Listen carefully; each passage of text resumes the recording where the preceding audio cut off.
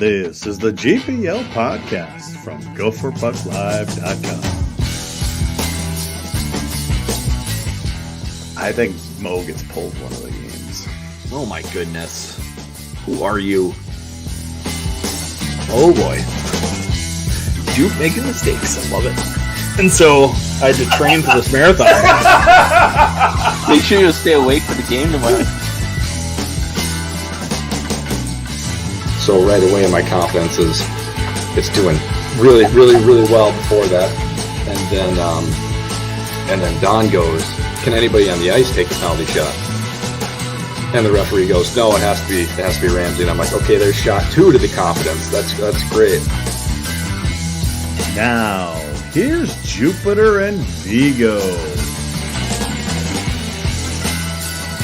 Good evening and welcome to the GPL podcast, episode number 227. Well, Vigs, we're back at it after a month off, which I always hate, but here we are. I might have needed the winter break, so I'm finally back to almost full health, and I've enjoyed the World Juniors. It's too bad about the U.S. tonight, but I'm looking forward to a big Gopher hockey series with St. Cloud. Oh, it's going to be fun. If you guys didn't notice, we have a new beginning there, and a fun clip from last year when I may have drank a little too much. But also part of that clip is our guest today is Mr. Drew Cove. Let's bring him in here. Drew, how you doing, kid? Hey, doing great. Maybe next a little bit later on in the show we'll get you to break that out again. Who knows? That was a good. I forgot about that clip, but you know I don't have any larceny left, so it's all gone. It's too bad. I do have a full bottle of Jay Carver though. So hey, Jay Carver, if you want to sponsor us, that'd be great. There we go. Okay, well, we'll get to the juniors in a bit, but Vigs, the Gophers did finish on a great note with a sweep of the Badgers.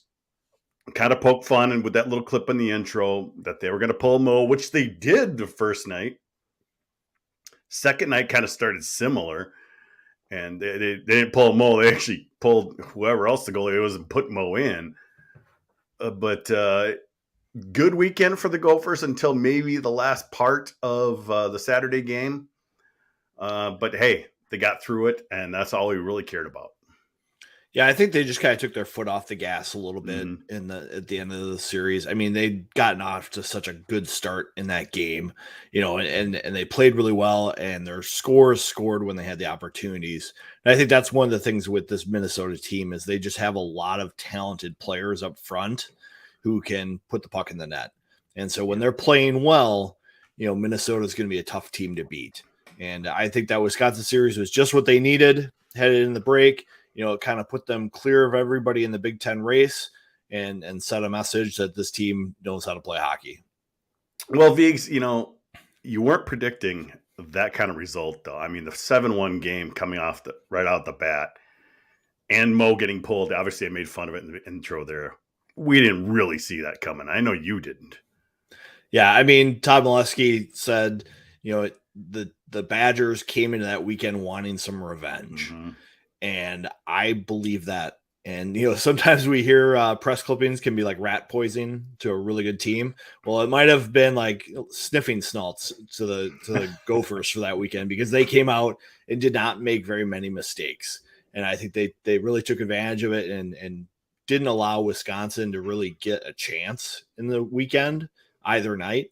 You know, especially on that Saturday game, you expect the opponent after getting worked the night before to come out and play a little bit better effort. I don't think we saw any of that from Wisconsin. It was not until late, surprising. Yeah. Not until late. And I think that's because Minnesota had kind of taken the foot off the gas. It wasn't so much that Wisconsin stepped up the pressure or anything. So, Drew, let's get your thoughts on the series against Wisconsin.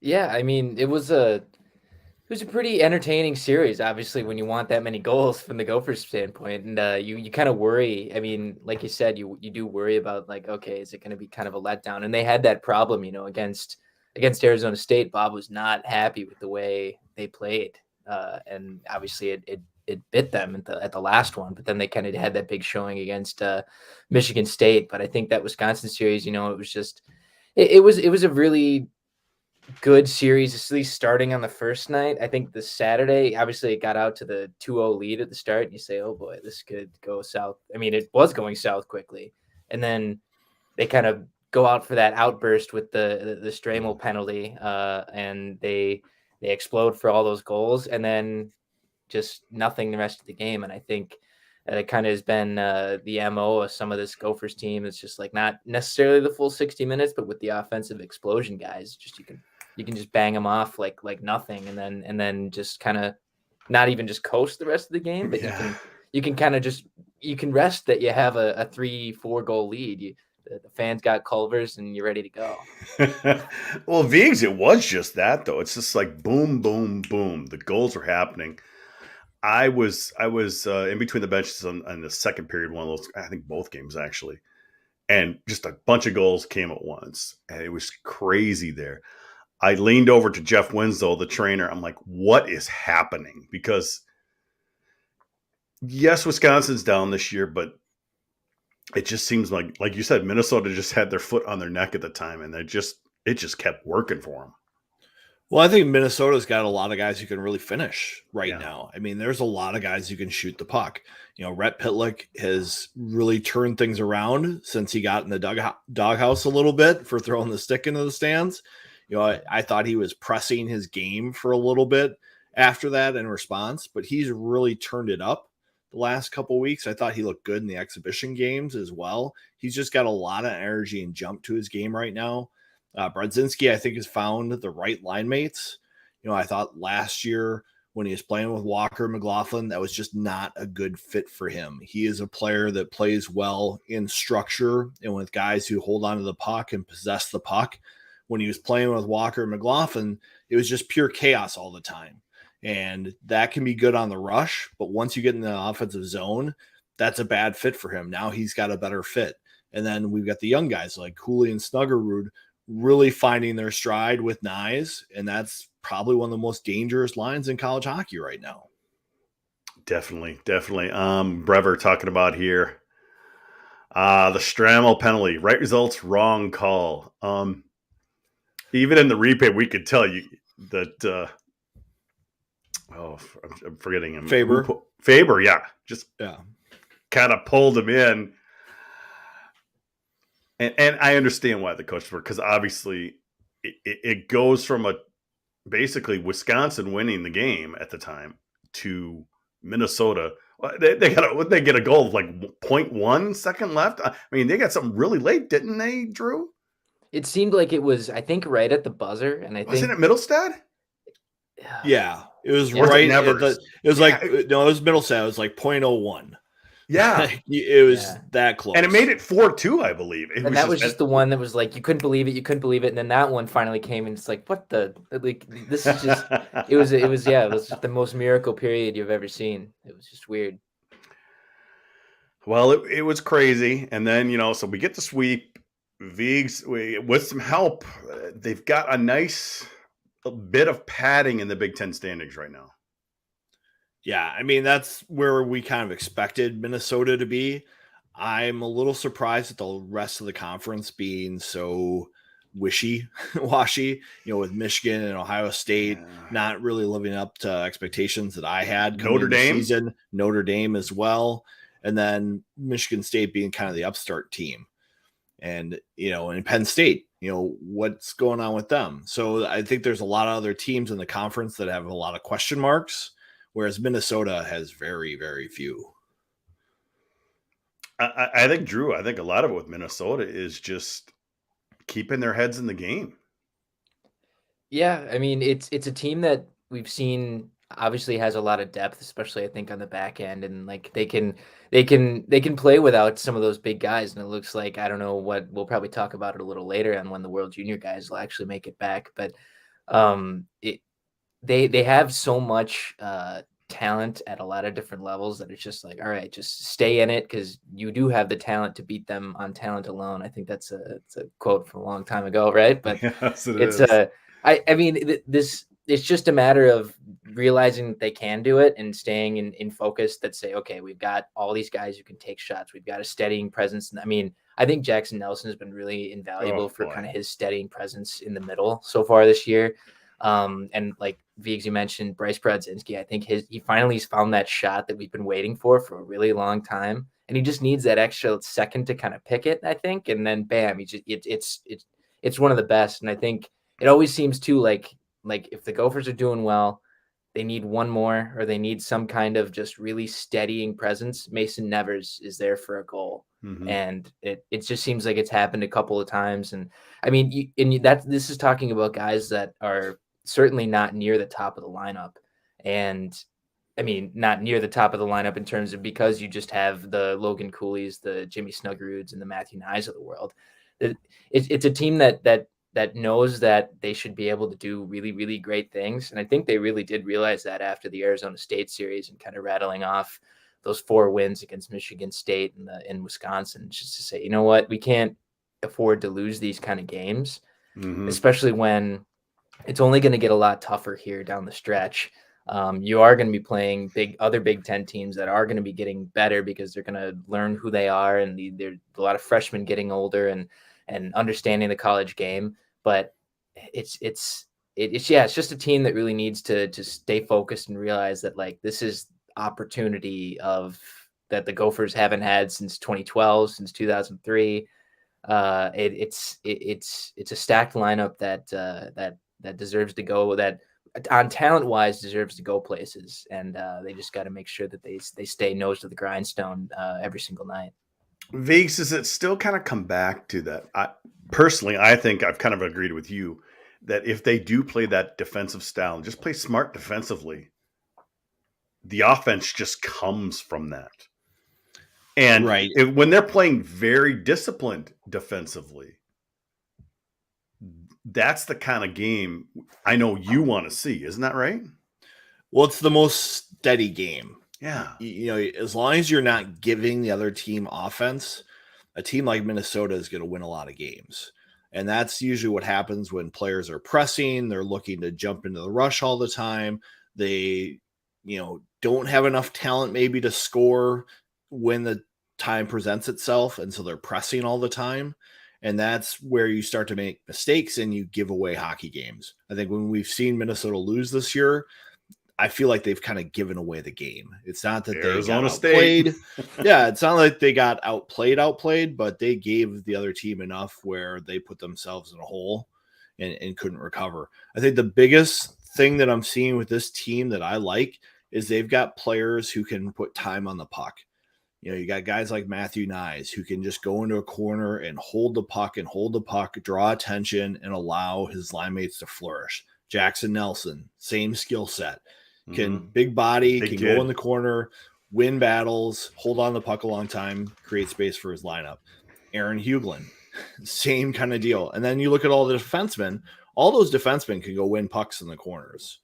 I think that's the strength of this team, is they've got guys who can be poised on the puck and protected. So Viggs, they go into the break successfully. They get a nice lead in the Big Ten. Couple exhibitions here while we were on break. 3-2 win over the U18 team. A 2-1 close win in Bemidji just a couple days ago, where they looked completely bored in that game. The U.S. game was a bit different. Well, I thought, the exhibitions, I thought they played pretty soundly. We talk about not giving away much to the other team. I thought they did that pretty well in both games. I don't know how many people watched the Bemidji game. It was low scoring, low shots, but at the same time, I think we saw Bemidji blocking a lot of shots. Like, they were selling out to play defense. It may have been an exhibition game, and some people might have been confused that it was going to be an exhibition game, but it was. Drew, I'm looking at you. Yeah, it was an exhibition. 1 week I think it is, 1 week I think it isn't, and I say, why in the heck would they be playing Bemidji in the middle of the season in an exhibition? But it didn't seem like that when you watched the game. Both teams were engaged. There was some physicality to it. There's a good crowd for that one too. I think a lot of Gopher fans made the trip to Bemidji for it. There was a youth tournament. There was a youth tournament there, and there must have been a lot of cities teams, because when Nelson scored with just over a minute left, the place erupted. I don't recall Bemidji being that loud for a Gopher game. So I'm thinking a lot of those kids were all, what they say, 800 kids. I believe the broadcast said 800 kids of teams from all over were playing there that weekend. And they were given tickets. And when that goal happened, I was like, wow, that's not normal. But like you said, Bemidji considered that a statement game from themselves. And I will fully admit that goal that was taken away from them was bogus. That was a goal. I know there's a rule. We can't see the puck, but there's also got to be where it is. Yeah, there's got to be some common sense there. And I was not a fan of that call at all. So luckily it was exhibition, doesn't matter, but still, if that happened in a playoff or something like that, Viggs, the rules do technically say that, don't they? Yeah, I mean, you got to see it on review. I mean, if they called it a goal on the ice, that's a different situation, I think. Correct. Yep. But, when they waved it off and said it was a save, Bartoskevich's glove goes into the net. The puck's in there. His glove comes out. He's like, yep, I got the puck. You would know that it had to be over the line. And so they did get lucky. But I thought Minnesota played pretty well. The thing that impressed me the most, I think, was their penalty kill. Looked good both games. That was a concern for me with this team right now, is their penalty kill hasn't been great. Minnesota is one of the least penalized teams in college hockey, and so they haven't been tested, especially down the stretch there in the Big Ten. Well, Schmidt makes sure they had that. He had like 2 or 3 penalties over the last couple of games. Those elbows are a little bit higher on a 6'5" guy, True, but I'm like, you're not really playing yourself into any playing time when you're at the Bucks. But like you said, it gave him a chance to kill some penalties. Drew, what was your thought about the exhibitions? Yeah, I think it's good to get those games.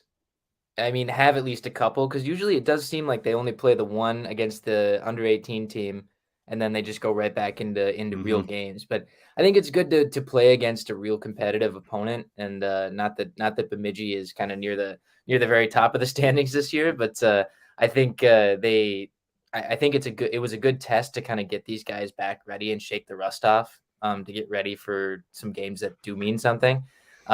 Just to take the few weeks that they did have off to say, all right, we're back in shape, and we're not just jumping in to have a really lackluster first period against St. Cloud, or first 2 periods, or even first game against St. Cloud. Brever's telling us that, Bemidji is leading the CCHA right now, Drew.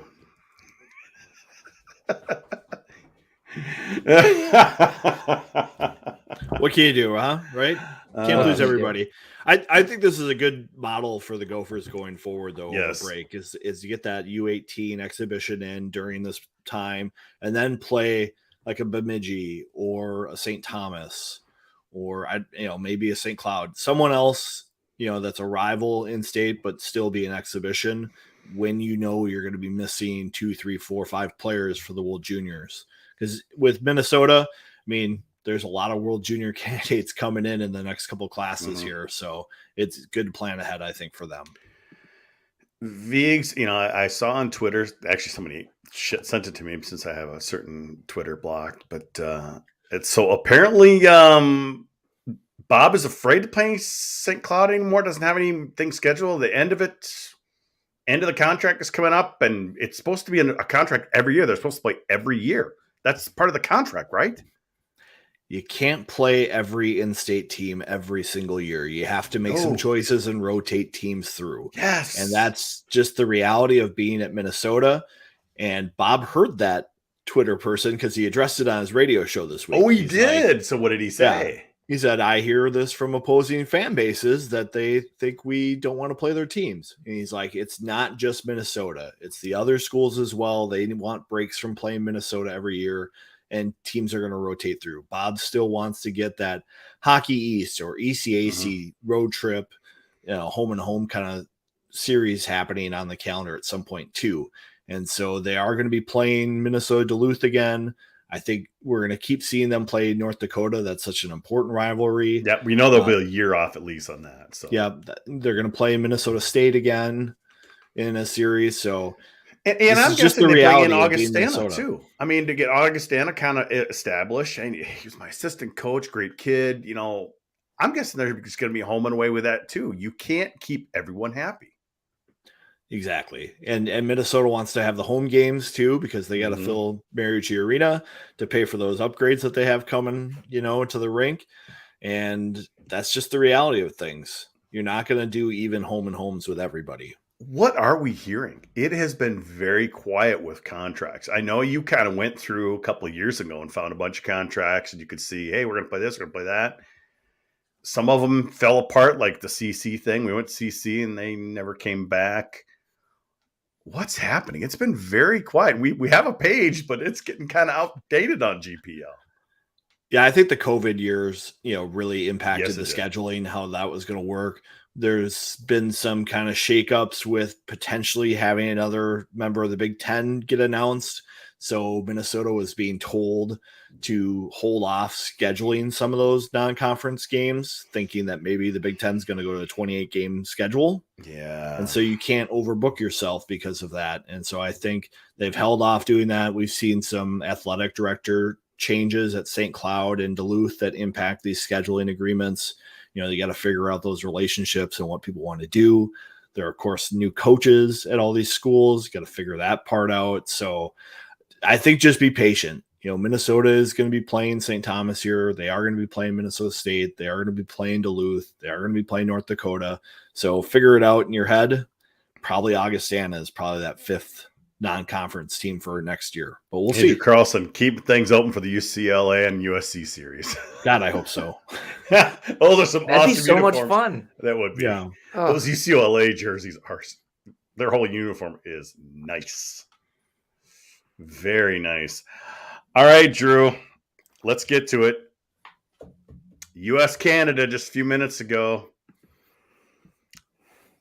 As I said before we started, I don't know why it seems like international organizations need to have rules that are just different than the rest of kind of leagues and things like that. 2 goals called back on Team US. Not saying they'd win, but boy, that just killed them. Not saying it was rigged, but no, I'm kidding. But no, it was definitely disappointing for the U.S. team, especially with all that talent. And with the Gopher focus, it's hard not to really be excited as a Gopher fan for all the people out there to see Cooley and Snuggerud on the same line, and it's a line that is just lighting up the score sheet every night. And obviously Cooley gets out to that first goal, and Snuggerud had a couple of really good chances. Oh man, it's just that came back to haunt him, didn't it, Viggs? It did, but I liked it at the time. I thought it was great. I like it too. You're on the road, play it up. Yeah. What do you think about Kid the calls, guys? ready for a high level of hockey? The calls, though. What do you think, Drew? I think the first one was complete BS. There's no interference there. That would not be called interference in any other league. I didn't like the second one more school. than the first one. I like it. It just I think the stick somehow just got weirdly in the way. I didn't really see how the second one happened, but yeah, I don't think both of them were interference, but because I thought I understood the rule as puck was in the crease, he can be there. I don't know. Maybe we got a little too much in on him, but I don't know. It's obviously the ref thought different, but it's damn finish refs. Close call. Ugh. Well, I just think that the standard of the in the crease stuff is so much different in international hockey than in every other league in the world that it seems foreign to us. I still thought the first one was a sure thing goal. That's what you do in front of the net is you get the puck and you wrap it around. You make a big boy hockey play. So I was surprised to see that one waved off. The second one, that stick coming in weird, I don't know. I don't know the rule that well on that kind of stuff because that stick kind of went in there weird anyway. It wasn't like someone threw it. Like if someone throws a stick into the crease, that's a clear no goal. But this one was a little weird. But unfortunate. It definitely changes the flow of the game to have those things called back. And I thought the U.S. was pressing a lot, almost all tournament in some of their tight games. I don't know if their blue line rose to the challenge. I was expecting a little bit more from Hughes, and he just kind of disappointed for me in this tournament. I think he's had, and he's kind of disappointed this year at Michigan, Viggs. He's not the guy he was last year. And I think it's just he's pressing too much. He's not Quinn Hughes with the puck. Quinn Hughes, when he was on the puck, he was super, super dynamic. He was always dangerous, and he had this sixth sense of where he could take a snapshot of the ice and know where the open spaces were and what passing lanes were going to be. And I just don't think the same thing is happening for Luke. So I know he had a lot of success last year, but I think that Michigan team was a little bit different and isolated him so he could be more productive. I think he's more exposed this year and having to do things himself, and it's leading to more mistakes. And Chesley, I do not believe hit the ice at all, Drew. I saw him on the bench, but I don't think he was out there at all. Yeah, I didn't really notice him, but I mean, I think valuable for the Gophers. I think no chance to really get hurt. I think he's definitely. Well, they got to play tomorrow. I want to hear your guys' thoughts on Chesley too. I've been impressed by him, kind of in every more and more, just kind of shocked to be like, oh wow, this like almost thin. I mean, he looks like as thin as Chaz Lucius did sometimes, and it's just like, man, you're just like a real. Sometimes you just look like a real like a board, and then but I mean. It's I think he's played some pretty good hockey for the Gophers here, and obviously pressing and being relied upon pretty well. But I don't know. What are your guys' thoughts on Chesley this year? Go ahead, Viggs. I sense that there was a big discussion coming from you there, but no. I think Chesley and Middlestat both have really impressed me this year as they are players who can play through contact. And I think in a game like the U.S. just played against Canada, you need to have defensemen who play through contact. You need to have guys who can go into battles along the walls, expect to get hit, and make plays. And that's, I thought, something that the U.S. was missing today. And I just can't understand why Chesley isn't a bigger part of the U.S. outlook. He's played in the development program. He's relied upon as a matchup defender for the program in the past. And so that was really surprising to me that they didn't see more ice, especially in these games. I think it's one of those things you get into a tournament and you kind of get into a rhythm of what you expect to have happen. And they just didn't have a plan B with how to handle their lineup. And so, when you've got guys who are playing in the best blue line core in the country, regular shifts, and then they go to this World Junior tournament against younger players and they don't get that kind of role, really surprising for me. And maybe something with the coaching staff that's there. It's more of an Eastern staff this time than some of the ones in the past where there's a lot of Western coaches. Maybe they're making a statement there. Chesley scores the game-winning goal in the national championship game from the point against Quinnipiac. You think Quinnipiac's going to get there, huh? Wow. Be a good story, wouldn't it? Yeah, it would be great. Someone's got to timestamp that and just pull it back. Someone on the YouTube feed or something. We'll see. I'll save that video right there. How do you like me now, It will. I'll text you right when it happens. Be like, no way. Yeah, you'll send us that. You'll send us the Kessel picture. If that happens, I will be on the ice celebrating, guys. Because if they go to Tampa, I'm going. I got a place to stay, so I can go save some money. So yeah, that would be awesome. All right, what else we got? Okay, this was brought up, on Twitter this evening, and I believe Viggs, we've talked about this in the past. Why can't the World Juniors be in the Twin Cities in Minnesota? We had it up in the Grand Forks, Thief River Falls, a long time ago, 15, whatever, years ago. Why can't they do it here? I mean, we've got arenas here that could handle it. The championship game was at a 10,000, or the game tonight was at a 10,000 seat arena. They've got Mariucci, they've got the X, they've got St. Cloud, they got Mankato, they got Duluth. I mean, they've got arenas here, and they may even have, St. Thomas by the time they could do this again. What is the deal? I think the deal is obviously Excel doesn't want to give up the dates and dedicate their building at this time of year. They've got the Wild going tonight and they want to have that continue. But I think once Mariucci, can you mute yourself? Oh my God.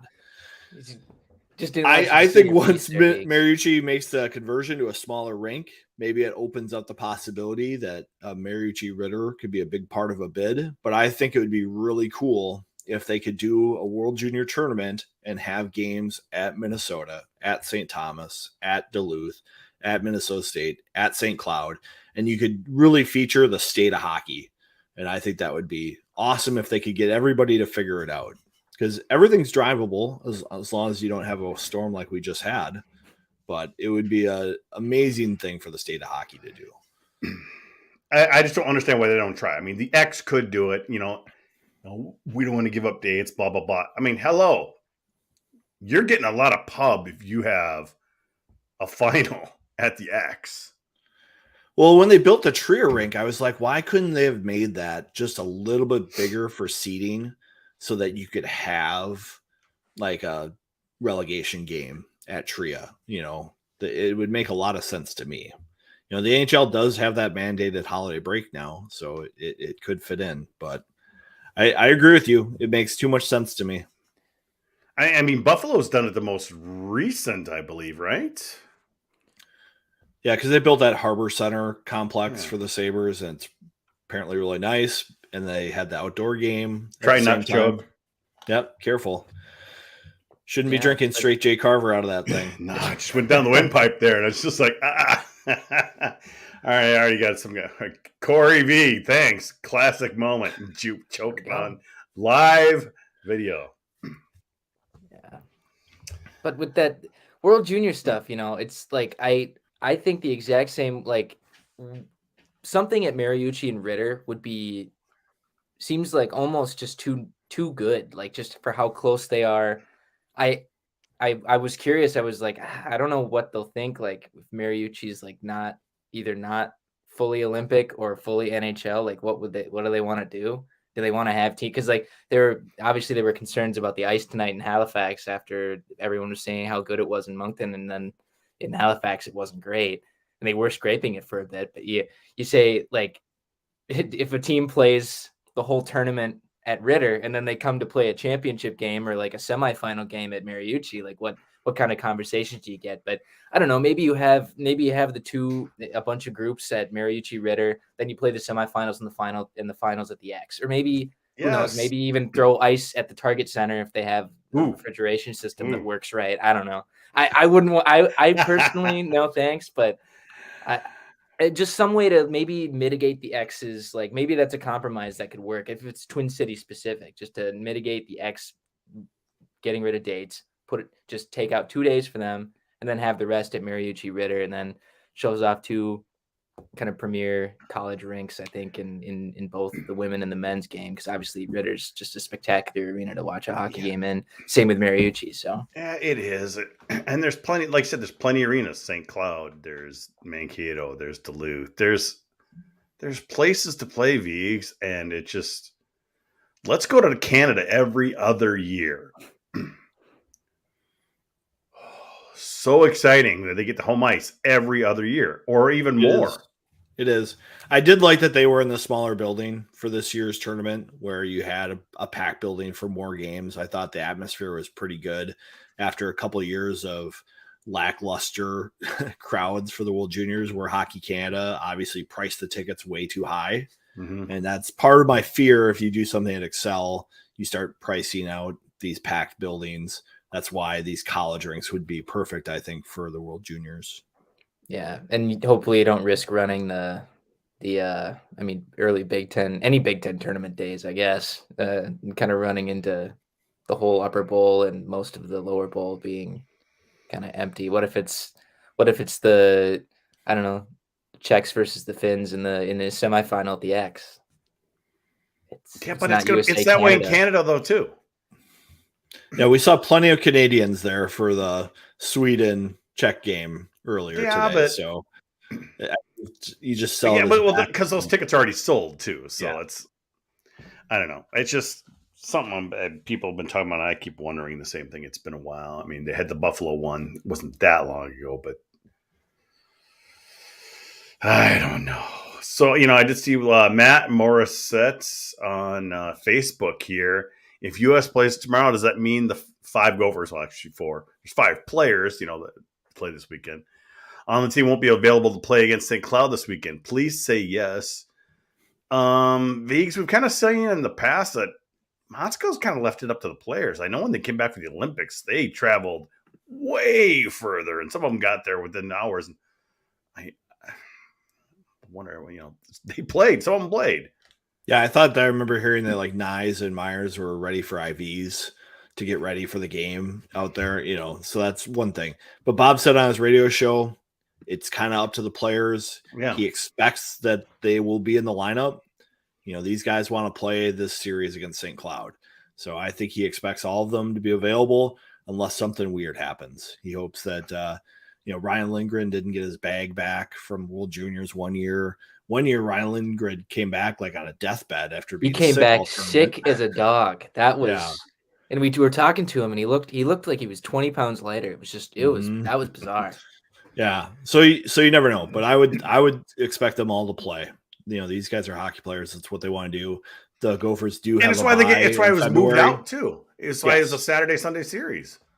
Yeah. And then they've got the bye coming up in February, so I think they'll keep their nose to the grindstone here. A lot of the players this month pretty much focus on hockey. There's not as much schoolwork happening, so it's an intense time to get through this next stretch of games. I was mentioning on Twitter, Drew, I think Cooley and Snugger are going to come back, and that Cooley, Snugger, Nyes line are just going to dominate. I mean, like Viggs was saying earlier, I mean, Matthew Nyes is so good with the puck and just getting possession. It can just kind of let those guys just get into the zone, get into their spots, pass it around to them, and then they'll do something magical like they always do every shift. I was saying this earlier this year. I think it's just like it is like appointment like viewing when they're on the ice. It's like remember when Luis Arias came, not to turn this into a baseball podcast, but remember when Luis Arias had that at bat against the Yankees like 2 years ago, and everyone freaked out because it was a really cool at bat, and then everyone's like, "Oh, I got to watch the Twins to see Luis Arias like step up to the plate 4 times."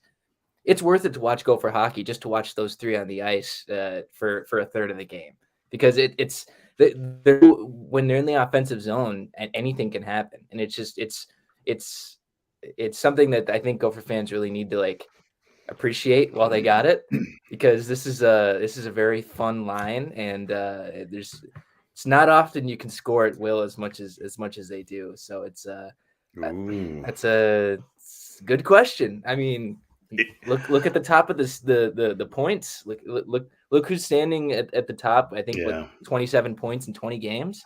For those of you listening, a question from Tim Hapke here. Is Snuggy playing himself into a one and done type of season? Viggs? I would personally be surprised if he's a one and done type player, just based on the organization that drafted him. I don't know if he would be that kind of guy who would go right to the NHL, and I don't think he's the type of player that wants to be a one and done kind of guy. So it's definitely going to be an option for him. He's got an NHL catch and release shot, and he is able to take that puck from anywhere and put it on net hard. I was listening to Marc-Andre Fleury talk with John King and Ryan Carter this past week about players in the NHL and specifically Ovechkin, about how he gets pucks off. And Marc-Andre Fleury basically said that it doesn't need to be in his wheelhouse for it to be a hard shot from him. It could be behind him. It could be in his feet. It could be way out in front. He's still getting a lot of velocity on the shot, and it's going to be a tough save. You feel the same way with Snuggerud. It doesn't take a great pass for him to get a good scoring chance, and that's a skill that's hard to teach. So, Viggs, what are you looking for the rest of the season? As in, what do you want to see happen for the Gophers to be successful? We know who's been successful so far, and I'm kind of pushing it towards a few players that we think could probably pick up their game. I think I'd like to see Hugelin progress a little bit more. He's getting good scoring chances. He's a productive player. He possesses the puck, but there's just that little bit more to his game that you're expecting. And I thought it was interesting. I was watching the Babinji game we saw Nyes, Hewlin, and Pitlick together in the third period. And I don't know if that's just Bob experimenting for this weekend when he's not sure what he's going to have in Cooley and Snuggerud coming back from the World Juniors. And maybe he's going to mix things up a little bit. Who knows? But I think there's something there in Hewlin's game to unlock. And I don't quite know what it is yet. We saw that with Jackson Nelson a lot the previous couple of years, where you saw a player who was possessing the puck, getting chances, but just not scoring like you'd expect a player who's that dominant in possession to be. So that's one thing I'm looking for. And then the other thing for me is penalty killing depth. You can't just skate your players into the ground. So you got to find some more guys who can kill penalties. We know the defensemen can, but we just don't know what the forwards are. Drew, same question. What would you like to see that you're not seeing? I mean, I want to see more Charlie Strobel. I think I really like it when it seems like a really, I get there's not a lot of room for him in the lineup all the time, but I mean, seeing a guy like that play, it just seems like he's always got a real motor to him and a real head of steam. And maybe that's not always the greatest thing, and he's got to learn to play at this level. But and maybe this isn't the season to kind of jump in and just say, hey, just go figure it out. But I'd like to see him get some more regular time to kind of see what energy he can bring, and especially kind of just ignite that. Yeah, it's like it's just he's a fun guy to watch. And he's a guy that I've wanted to, when you see him on the ice, I think, what does he play? Mostly just a game a weekend, but like maybe on a Saturday too. And I think it's fun to see a guy like that kind of thrive. And he just seems like he's, I mean, I feel like we throw the term around, the program guy around a lot, or at least Don used to a lot, but it seems like he's that kind of guy. And he'll be around a while, and it'd just be fun to see a guy like that get going and to help this potentially magical season along any further, to get some more depth, just kind of support from some of those guys that aren't in the lineup every night. All right, guys, huge weekend. Home and home series with highly ranked St. Cloud State. Let's hear what you think, Vigs. We're just going to assume these players are going to be back. Maybe they won't all be in the same spots as they were before because, like you said, Moscow's got a plan. But, boy, what a great matchup to kick off the second half of the season. Yeah, and based on the ticket sales that we're seeing for Mariucci, the atmosphere should be electric if the students show up. Yes. Yeah. I think that's going to be really key for the weekend is students showing up. You can guarantee that, the St. Cloud students will be there because that's what they live for, is that Husky hockey program, and to say woo. But we'll see what happens with this Gopher fan base. It's not always been consistent that they show up for this type of game. Yeah. So we'll see. I think when they played them, was it last year? And it was early in the year and the fans just didn't show up, and it was disappointing, and it just kind of impacted the play on the ice. So I think that's a big factor. I am a little surprised how well St. Cloud has played this year. I did not expect this. I thought they would be good, but not 14-4, top of the pairwise good. So that's a little surprising to me. Credit to their coaching staff for figuring it out and getting it done there. I was not expecting the pipeline for them to be this full. And so I think the COVID years has probably helped them a little bit as they retain a little bit more upperclassmen to balance out their roster. But I'm expecting tough hockey this weekend. I think we'll see both teams physically engaged, and I worry a little bit about the Gopher penalty kill against St. Cloud. So I think that could be concerning for me, and I think we'll see the home teams win each night this weekend. How about that Crookshank guy, Drew? Is he going to cause trouble for the Gophers? He's probably in his right position now. He's on the list. I mean, they got three guys with 10 goals or more, and it's just they're able to. Lately, this team has scored at a really high pace, and Vigs, I think I'd share the penalty kill aspect for the Gophers. It's just the St. Cloud team can really score. I mean, I think I look what they did to North Dakota. I watched some of that series a few weekends ago, and that comeback, and I can't remember if it was the first or second game, but both nights there. Yeah, but both it was nights.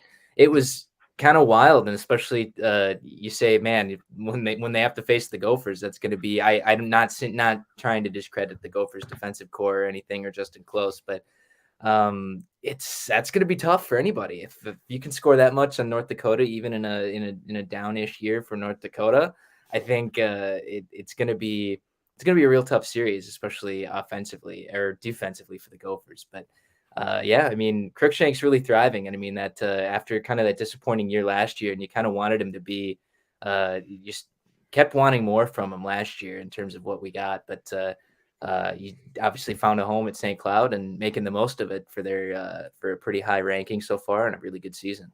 I'm wondering if we'll get the same referees up in St. Cloud as we did last year, Viggs, when we all know that McLaughlin takedown in overtime cost them the game when Walker scored in overtime. Yeah, I can't imagine they'll get the series again. I would think the refereeing crew would be a little bit different this time. I still hold true that, you know, someone might have gone down a little easier than they should have. Yeah. Not quite a dive. You know, Bob had you to got to keep playing, though. You got to keep playing. Mm-hmm. So we'll see. Another thing that's happened, I think, since last podcast is Mr. Walker has made his NHL debut, Viggs. Where's he playing, by the way? Is he playing down the middle? No, he's not. He's not. Because, you know, when he did play wing last year, they like beat up on North Dakota too at North Dakota, didn't they? It was weird. It's like that speed 5-1 game or something on the like wing. that. Yeah, I know. I love it that the people give us both a hard time because we said it. He was disappointing last year in his position. He just didn't play well. You documented it. He had 1 point on the power play the entire season because, well, you felt he wasn't used correctly, and it's just bearing out that you were exactly right. And there's nothing wrong with being right there. It just yeah, Viggs, why don't you want a good Edina boy like Sammy Walker to succeed? Come on. He's obviously went to Edina, but he doesn't have the Edina kind of glow to him, Viggs. He's like a blue collar type player when he's played the right way. When he plays the right way. And the Sammy Walker that you're seeing play professional hockey is the Sammy Walker we saw his freshman year. He is hounding pucks. He is using his speed. He is harassing the other team. He is using his speed to get in transition. He's not floating and looping and being out of position. He is using all of his abilities. And, you know, he even got in a fight in the AHL, which apparently was one of the reasons why Bill Guerin said, okay, you're ready to get called up to the NHL because you're going to stand up for yourself. And that's also kind of a little note to Marco Rossi. Stand up for yourself. Be physical. Initiate conflict. Be a prick out there sometimes. You need that as a hockey player. You know, I once had a hockey coach tell me, he's like, it's okay to be a little truculent. It's okay to be sent to the principal's office every once in a while. That's part of being a hockey player. You're going to get in those conflicts. You just got to figure out, you know, which side of the line to step up to, you know, and I'm happy that Walker's doing it. I know some people think that I'm, you know, a mean person for going after him last year, but I was going after him because he was the captain of the team and he showed all his potential and he was wasting it. And I don't know if it was because of the chemistry of the locker room and the team. You know, the team really likes Sammy Walker. Everybody respects him. You know, would taking him off the power play impact the room? Would it ruin his play? Would it ruin his attitude? Would it create conflicts? I don't know. Being a coach is more complicated than X's and O's and what you can see on tape. But I'm happy to see him doing well. And I think we wish we would have seen it here because his career at Minnesota was very flat. Well, you wish you would have seen it in the postseason. Yeah. You know, Walker in a postseason on the wing being dangerous against Minnesota State, you can't trap him. You know, he'll fly by those D that are trying to pinch all the time. And then all of a sudden you're going to go rush the other way. It would have been so much more fun to see that rather than see him get stretched out, waiting for the puck, and then giving away the center of the ice in the defensive zone. So, all right, guys, sorry to get sidetracked, but that overtime goal the last time they were in St. Cloud just kind of reminded me of all the Walkers stuff. Let's get your predictions on the weekend, boys. What happens this weekend, Drew? What do you think? I'm going to be safe. I think it's going to be a split. I mean, it's early in the season, I was saying that for every Gopher series when we kind of didn't really know if they could put the full weekend together with all that talent, but then they started doing it again, and it was easier to predict a few sweeps. But I think this is obviously, I think, the class of the Minnesota teams that they've played. Obviously, Minnesota State wasn't what they expected to be this year. I think this is obviously, I think, the premier in-state matchup right now in terms of just how good these two teams are. And having them play right now and kind of the last non-conference chance for the Gophers here before kind of just really getting into Big Ten play through the stretch is really good benchmark for them. I think it's going to be a very important series to realize what they need to come tournament time. It's going to be, this is a team they could run into. It's going to be a heavy style of game that they're going to have to deal with, and they're going to have to be able to beat if they want to make it to Tampa. So I think it'll be a split. Just I bet I don't know, maybe the home team wins each of them, but you know what, it could flip too. I really have no idea, but I think either team's winning a game, and it'll be a really close, hard fought series. So Vig, Saturday nights at the National Concrete Center. It's on CBS Sports Network. I'm guessing Dave Starman will be done with his World Juniors, might be on that call and making his kind of yearly visit. And they're kicking off their national coverage for the NCHC Saturday. So what happens? Yeah, I think the home teams win both nights this weekend. I really do think a veteran St. Cloud team, as you look at that roster, a lot of seniors, a lot of graduate players, and they're performing for them. So I think that presents a tough matchup for Minnesota. And anytime Minnesota's had an off night, they've come back the next night sharper, more engaged, more disciplined. So I wouldn't take too much out of the first night if the Gophers lose. I think they'll play well the next night, but that's just the way I think it's going to go this weekend.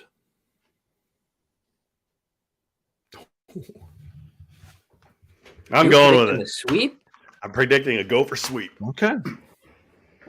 Let's go. Well, that'll be good for their. That'll be good for their pairwise. Polaris jackets in the arena Saturday, according to Corey V. Yeah, Polaris can suck it. Sweep, bitches. Just trying to get people going. There you go. I think this is important for pairwise, though. St. Cloud being fifth, Gophers being first. A good weekend here is important to solidify a chance at a number one seed. So I think there's a lot to play for. Definitely. And that's the only things we should worry about now. Don't worry about the regular polls, folks. They don't matter anymore. It's all pairwise, all pairwise, all pairwise. So there you go.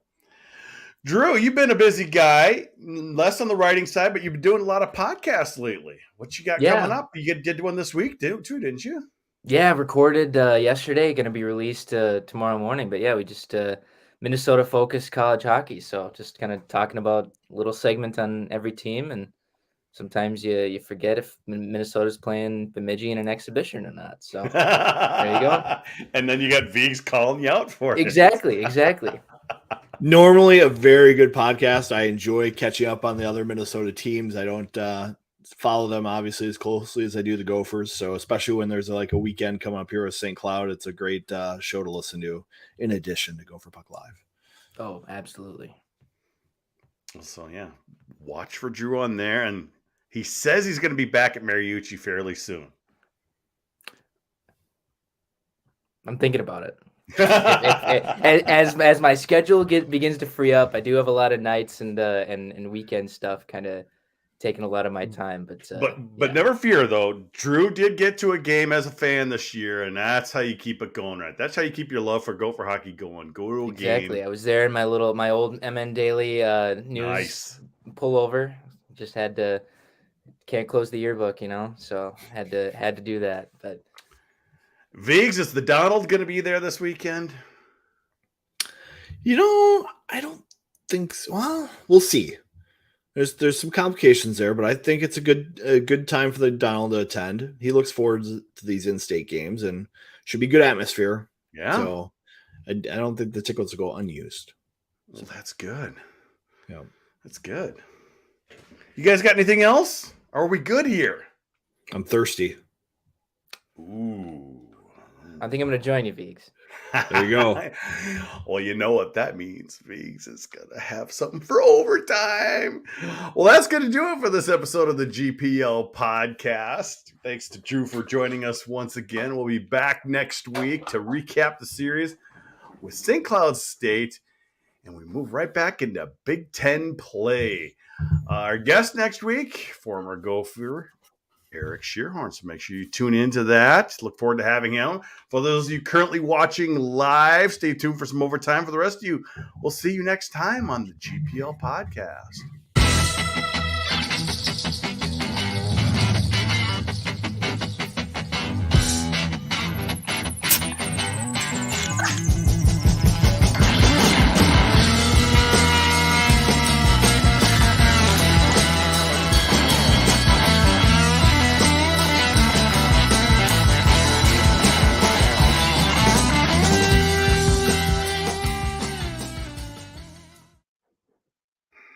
Perfect timing on the audio there, Viggs. I knew you had I should have told you had about 10 seconds when it's fairly quiet. Yeah, I was kind of waiting. I was trying to time it up. New music went off well. So I did my annual annual trip up to Tofty, Minnesota. You were there last week, I like to get up there. Oh, nice. Do some snowshoeing, some outdoor hockey, maybe a little cross-country skiing, lots of fireplace stuff. And I always stop in Duluth for Northern Waters Smokehouse and Hoops Brewing. So right in Canal Park, this is Hoops Brewing. They do a special beer at this time of year called Daisy's Best Pale Ale. So Hoops, that's the former Timber Lodge, isn't it? I think so. Yeah. They're in the former Timber Lodge Steakhouse place. Yeah, right there. Right in the Sweets Hotel. The Sweets Hotel. Yeah. And so this is Daisy's Best. It's a pale ale they brew every holiday, and they have these fun labels. We got Mike Hoops on here, right there, chilling out. So Brever, I see you're asking people who's going to be there and stuff like that. Brever, will you be in St. Cloud on Saturday as a St. Cloud fan? Like we saw you not too long ago. That's what we really want to know. Wearing St. Cloud gear, by the way. He's on payroll. He was schmoozing with the people. Those dang lawyers. They're always causing trouble. Yeah. Did you see that one earlier? Yeah, I did. I thought did I start? Oops. No, you started something else. Okay. Oh yeah. Okay. I did see it. I saw you were gonna do something, but about the embellishment. Yeah. So they said they should have called him for an embellishment and the Gophers would have had the power play? I think he says call both. Just so you don't have the question. Because the no call looks worse, maybe. Mm-hmm. And then you got guys who stop playing. So if you think it's a dive, call it a dive. That's the way I feel in hockey, is if you think someone's diving, call it. And I like it where you don't call the penalty on the other player that's supposedly doing the infraction. Just call the dive. Put the team for diving down a guy. That's the thing I don't get is how I get it's like sometimes there is a little bit here and there. It's like half a penalty, half an embellishment, but I don't get why it's common. It's seemingly more common to call both. Because that just seems like you almost never see just the embellishment. Was it embellishment or was he hooked? Like, what's the deal? I just wish that kind of bugs me. So I don't know. It's either one. I'd say either one or the other. If I was in charge, it'd be like you just got to call one or the other. But boy, that would have been that would have gone over. I mean, I've got it from St. Cloud fans a lot this week about still already about that and the no call. So Viggs, did you go to the USA game? No, I didn't. I was in Tofty for that one. The Don did. The Don was in attendance, according to a certain manager of the Marriott. The Don Lucia, not the The Don. Don Vigo. Lucia, not the Donald. Yeah. The Donald's different. Donald. Yeah, the Donald Vigo is going to the game against St. Cloud here coming up. I got confirmation. He's listening live. Donald does watch the show. He's a big fan. I like it. Yeah, I don't think the Don Lucia watches the show, but yeah, but the Don, okay. as in Don Lucia, was at the USA game. So, did the certain manager check on the Don's hair? Did they? Is there a hair update? I haven't seen Don in a while. I don't know. Well, he probably wasn't doing. Maybe he's trying new things. I don't know. He probably wasn't doing a shirtless run down River Road that day. It was a little chilly. Do you remember we used to get those updates from the fake Don? Attention, fans, the fake Don has been so quiet lately. I know, going for a shirtless. I'm a little disappointed. River Road. No, I started this other comment, but Slovakia goalie has not signed his NLI with UMD. Interesting. I'd be interested. First Canadian goaltenders, now European goaltenders for the Gophs. Well, we've had Canadian goaltenders in the past, but oh yeah, no, it just seems like a bunch current goalie. You included Justin Close. Yeah. Yes. Close, Matt Robson. Mm-hmm. LaFontaine, obviously. Plenty, yeah. We got kind of a streak going here. We actually do. Non-traditional goalies.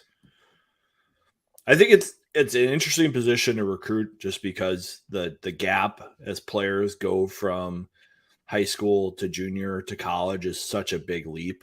Mm-hmm. I think we saw that with Musser for the development team against the Gophers. You know, he got scored on from distance by Pitlick and Nyes. You know, those aren't typical goals that you'd expect in college hockey. And I think it's sometimes an adjustment for those guys to see how many shooters can pick spots. Thoughts on Stoddard being redshirted makes sense, but I'm kind of surprised. This is one I don't really. I mean, maybe I'm just not. Maybe I'm just not watching his game right. But I mean, I always thought his physical presence was pretty valuable. But maybe, I mean, some of the guys that come in just kind of push him out. But I always liked the way he played, and that was a little surprising to me when I didn't see him kind of starting a lot or even playing really at all. Obviously this season, and then as the time went on, I was like, oh, maybe they'll work him in, they'll shift some guys in and out. But I don't know. I think he's just counting on a lot of guys leaving. Or he might go somewhere else. I know that they had that conversation in the off season where Bob basically said, you know, we have these guys coming in and they're going to play and they bring things to the table that you don't. And so that's just a situation, you know, no hard feelings if you want to transfer out of here. And Matt was like, nope, I want to get my degree at the U and I want to be on this team and I'm going to stick it out. So that's the deal. Thoughts on Lucius during the World Junior Tournament? Well, today he couldn't finish, just like he couldn't finish here at Minnesota. So could have been a key goal when he had a breakaway there. I'm sorry. He had a couple chances on that shift and just nothing. I thought he was a perimeter player all tournament. He didn't impress. Just kind of like how he was at the U. Yeah. You know, he doesn't go to the right areas. He doesn't fight and win pucks. He didn't get any boo-boos. Didn't get any boo-boos, said one listener to our show in a text. But I think that's the problem with his game. I think he's struggling in the AHL to make his mark too. I think some players, once they get to this level where they have to compete for everything, it's just different. We saw that with Bros last year too. He was a perimeter player and as Sean is saying, a passenger. You know, you can't have guys like that at this level because there's just not enough space out there. So, yeah, not surprising. I had this other one. I miss Fish. Could we see Fish?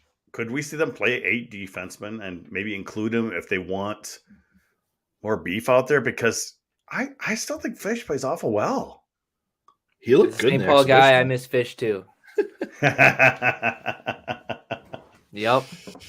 Not a lot of them left on any Gopher squads, but And we got the last St. Paul Johnson season going on right now too. St. Paul Johnson's not going to be a solo program going forward, so it's going to happen to my program, I think, too. Eventually, I don't know. I see 5, 6 Jefferson Mite teams. You're going to be just fine.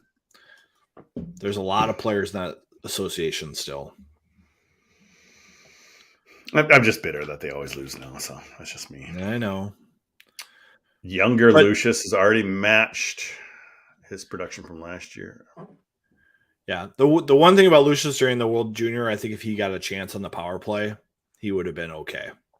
But he didn't make the power play really to make an impression, from what I could tell. So, I kind of wanted to bring this up, Drew. Alternate uniforms. I saw you kind of responding to the tweet how it's kind of getting out of control in a lot of sports. yeah, I kind of agree. I mean, what was your comment? Something about we have teams that are kind of matching the carpet at their airports now? well, yeah, the Portland thing, in the NBA, the Trailblazers, they made a jersey after the pattern of the carpet in the airport, but that people that's freaked real? out about when they had to replace it. Yeah. It's like a real pattern. I thought you were kidding, man. No, that's their City Connect jersey or whatever, one of their new jerseys this year. Someone's got to pull it up because it's real. But people lost their minds when they replaced the carpet. When I was looking it up, I saw some stories about MSP replacing the carpet before the Super Bowl and saying, oh, it's not going to be as missed as the foofara that happened in Portland. And I was like, well, geez, it's like, I mean, because I was just kind of saying it kind of in jest, it's like, oh yeah, let's get every airport carpet from whatever team is local and just throw it on a jersey and say what the heck. And I don't know, I'm pretty, at least with NHL. Okay, you're younger, so I'm guessing. Do you feel that they're not so bad? Because I've always been of the ilk that I don't like it when especially schools don't use their school colors, and that's kind of part of what the tweet you're responding to. Yeah, when it's as like the younger crowd representation, how do you feel about all that stuff? When it's like not team colors, it bugs me a little bit. But honestly, that's like completely flipped on my opinion. Those like the new Timberwolves jerseys that are like looks like an artist palette kind of thing, like the red, green, and blue. It's like no Timberwolves colors at all. But I think the jerseys look all right. They're not great Wolves jerseys, but I think they're all right jerseys. But like. My one jersey big thought was I get that especially with PJ Fleck, obviously the uniforms changed a lot. Jerry Kill probably wore just the white and the maroon with maroon pants and the M on that small M on the helmet, but everything's changed a lot since then. And I think obviously a lot of people like it. I like a lot of alternate jerseys, but I thought when the biggest thing was when I was in Northwestern for I believe the Gophers got shut out 38-0 on a sleety 37-degree day at Ryan Field. Northwestern wore all black. The Gophers wore all white for two teams that are purple and white and maroon and gold. It was just like a really dreary matchup, and it didn't help that the Gophers really stunk that game. It was a really bad game from Demery Croft, by the way, but it was like the Demery Croft game. Yep. I mean, there's a few of those bad games to go around, but it was and I was like, why is this a thing? Why was this the matchup? It was like black versus white, and it was just no. But on the flip side, I wouldn't mind because I know there's been chatter about it, a new Gopher hockey alternate jersey and having it include black, and I think if they did it right. Obviously, I think it would be really cool. Obviously, I think it would need to include maroon and gold on it, but I don't think it could just be a straight New York Islanders when they went to Barclays Center kind of style. It can't just be black and white. With question from one Craig Floor: will Gopher hockey go with anthracite uniforms 23-24? What did you? Put an oversized goalie on a quarter of the jersey. What did you think of the Washington Commanders jersey though? The black with the maroon numbers. I thought it was okay. I think when you go really Rams on the number font, it looks kind of silly, especially on a football jersey. Like just, and if it's got like all these different gradients or something on it, just like leave it a normal font. But like if you try and do other creative things, it's fine. But I thought that was all right. And honestly, yeah, the Commanders now do look I still like to fondly refer to them as football team, but I think they look. I think it looks like the NFL Gophers. It looks like Benjamin St-Juste never changed uniforms. Yeah. It's really funny, but I think that could be a good. That's a decent sort of, I guess, conservative-ish approach to adding that kind of divisive color to a jersey that doesn't, or a jersey palette that doesn't already include that color. One more thought on these alternative jerseys. Like when the Ohio State women came to play the Gophers and they had the black Ohio State with like the chrome red like lettering and numbers. Yes, and they couldn't read you couldn't read it. But they looked sweet, and they took a penalty on the opening face-off because they wanted to wear those jerseys. I thought those were pretty cool. I could imagine like a black Gopher jersey with like a chrome number kind of thing. You know, maybe it's chrome maroon or something, but like you could do something like that, and it'd be cool. While I think it's cool when the football team does the chrome helmets, I think it'll work the same for the hockey team, just because I think Notre Dame kind of has that monopoly already. But I think they could try a lot of fun things with it. And I think a lot of people, if they do it like once or twice in the year, I don't think people can get too upset. And, it's like, it's just a jersey, just give it a try. It's fun to talk about. It's fun to like watch, but it's still the same team playing. It's like, it's still going to be the same guys. But the funny thing too, is the Gophers have already kind of experimented in really wild jerseys, and like the soccer jersey, and what was it? The Hankinson jersey over the years, like those Dazzle fabric. Yeah. It's like you can't get worse than that font, but like it's the soccer jersey. I think in hindsight looks okay in terms of just like the maybe not the like materials used and kind of having everything be really shiny, but I don't know. It's all right. It's fun. Lots of the wild jerseys. See, I like it because the North Stars colors are cool, and I think like, as a kid who grew up with the Wild, I was like, oh, red and green is like Wild colors, not Christmas colors. It's definitely different for a lot of other people, but they pop so well. Like watching them tonight, it was like for some of the first period, I think those colors are so good together on like they are. Jersey. But should they be doing that, Viggs? They're just reminding you, hey, look how great the North Stars were. It's a lesson in the NHL that when a team moves, they should have to rename. Just like the Baltimore Ravens kind of deal, or the Cleveland because the Browns made sure they kept that. Like, stinks. The NHL should do a better job with that and to say, you know what? The North Stars stuff all stays in Minnesota. But the fact that they took all those banners with them to Dallas, they didn't win any of those in Dallas. What does that mean even to anyone there? Nothing. They should be like a new Neil franchise. Bratton's name up in the rafters means nothing there. Nothing. Yeah. But it would mean everything here. Yeah, to have all the retired numbers from the old North Stars players. Yeah. But hasn't Lou Nanne said multiple times that the Wild could use the N and go with North? They don't, because the NHL owns it, not the team does, or something weird about it. They're not allowed to do that. They had to get like some special exemption for this alternate, and everybody loves it. And the fact that the NHL like limited the number of jerseys that the Wild could sell of these is just ridiculous. To create some sort of weird scarcity, it's just insane to me. But next time though, I hope they go with like Fighting Saints colors, not the red and blue, but like the orange, blue and yellow. It was red and yellow. It was like a weird, like intense flame thing, or flames. They did have like a weird flamey, red and white kind of thing. But if they go with like the original Fighting Saints kind of color scheme or whatever, I think that'd be really cool. That's obviously that seems like the next iteration. I would like to see St. Louis keep their lighter blue color. I think those lighter blue, more traditional colors. I love those. When they wear the darker.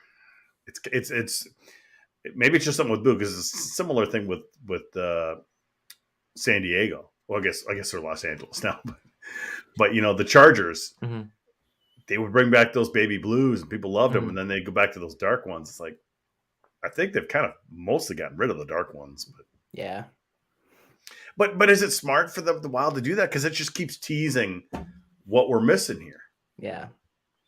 I don't think it says anything that we're missing. I think it connects to the past. Yeah. Which works for a lot of people in Minnesota. Yeah. But No, I mean, if you're the Wild, you're past smart it. to do that. Because, like, you Yeah. see, I mean, they sell North Star stuff at the Hockey Lodge, and I have as much. I mean, as a kid, I had as much North Star stuff as I did Wild stuff, and they were gone 5 years before I was born. Like, because it's just Oh like my a cool God. logo. It's a cool. It's a cool color scheme. They were gone 5 years before I was born. Oh man, Yep. I just had an aneurysm right there. But still, it's like it. Yeah, I mean, yeah, I got there's some jersey here that I like the Ducks Stars- one. Yeah, it's an old Stars practice jersey that my parents had from way back in the day. But it's just Yeah, It's I think cool. it started going down the hill when they started introducing the black to the uniform. See, I thought those games were fun. I remember going to Old Met Center and seeing them play the Mhm. Blackhawks game. And I remember Graham was like in the penalty box and somebody poured a beer on him. I was just like, Oh, this is wow. fun. My parents still have ticket stubs from when they did neutral site games at Target Center. They went to every one of those that was here, I think. And Really? my mom still has ticket stubs from those games. I think it was like Hartford against. I think Dallas came to one of them, and it was. They liked going to that game, but it's yeah. When they left, I was done with them. I hated that they were in Dallas. And then you Understandable. probably hated even more that they won a Stanley Cup Oh, illegally on a illegally. goal that should have been disallowed. Brett Hull. Per the that rules. had to have been. Brett If it Hull. was Gopher fans hate if him. it was IHF, that would never have been a goal. Because they would have said, "Nope, sorry, stop the celebration." Not a goal. Per the Yep. rule. Because per the rules, Yeah, Brett Hull's leg was clearly in the crease. yeah. Puck was not. By the way, wanted to showcase.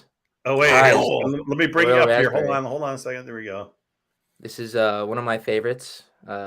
Sour Right. Ale Royal Raspberry. Great Royal Raspberry. It's a year round. I think it's their only year round sour currently. It's one of the. It's like they have a series of Royal beers now. So there's a Royal Pineapple. There's a Royal Peach in the spring. Very nice. Very, very, very good. This is one of the best. It's because it's not too sweet. It's not too tart. It's not like you're just drinking juice, but it's also a little bit beery. So Now, Drew, I don't want you to take this the wrong way, mhm. Uh-oh. but that is my wife's favorite beer. Oh. There you go. I like a lot of fruity beer. I'm not gonna shy away from that. It's My sister-in-law's partner is a shift brewer at Prize, so I get all kinds of wow. Prize gear. That's I great. get their Lost Moon Imperial Stout, which is more my kind of beer. I do like stouts a lot too. That was the first Prize beer I had. I think was Lost Moon. Yeah. There was a full bottle of the stout, and that was really good. Makes for a Really good night, Jupe. Yeah, Jude, where's the bottle? Come on. I gotta work tomorrow. I got to get up and shovel tomorrow before taking my kids to school. Yeah. It's not going to stop me. We couldn't get out of That was our right. house this That was morning, right so before the was, Frozen Four, wasn't it? I think I had that day off. That's why I was drinking. Yeah, you went after it. It was good. It was good to see it. Jupe making Yeah. mistakes. Yep. Because I've seen you drink, Jupe. I've seen it happen. Yeah, well, it happens. It happens. Yeah. I want to I'm get telling to you, you you guys guys' have me- thought on. Oops, sorry. Go ahead. You guys have me thinking. I think a black jersey with a chrome M on the front Fun. and chrome numbers could be a cool look for Yeah. a But with the gold no, helmet? just normal. I would almost get like a special matte maroon helmet. Because they Like, went with maroon oh. helmets once on the Yeah. road at St. Cloud in the Leopold era, and Really? it went over bad. Ooh. Yes, they That did. would look They had so had weird. maroon helmets one year. Have For you one seen game. like the matte helmets that people have now? That matte finish. Yep. It's like real kind of dull. Like I could see like black jersey, chrome numbers, chrome M, chrome lettering with like a white outline or something, and Yeah, then like a yeah. matte maroon helmet. I think that'd look pretty That sweet. looked real cool.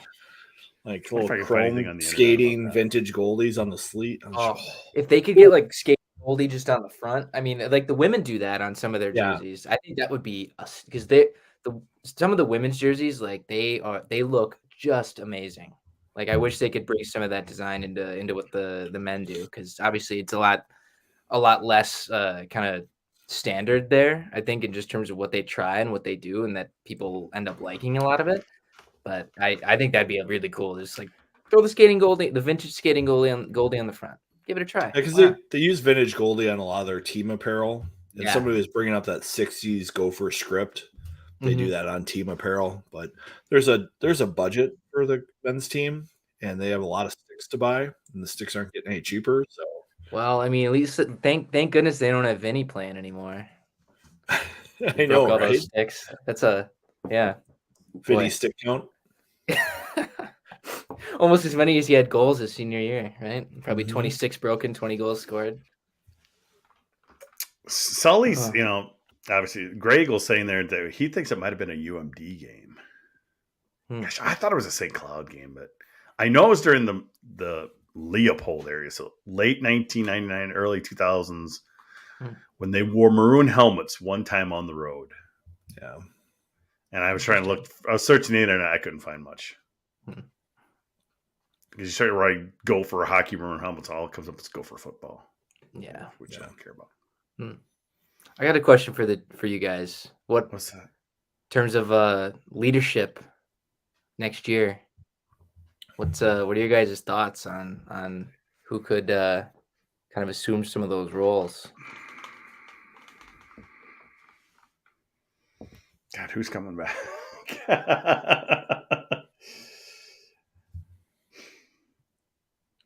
If Snuggerud comes back, he gets an A.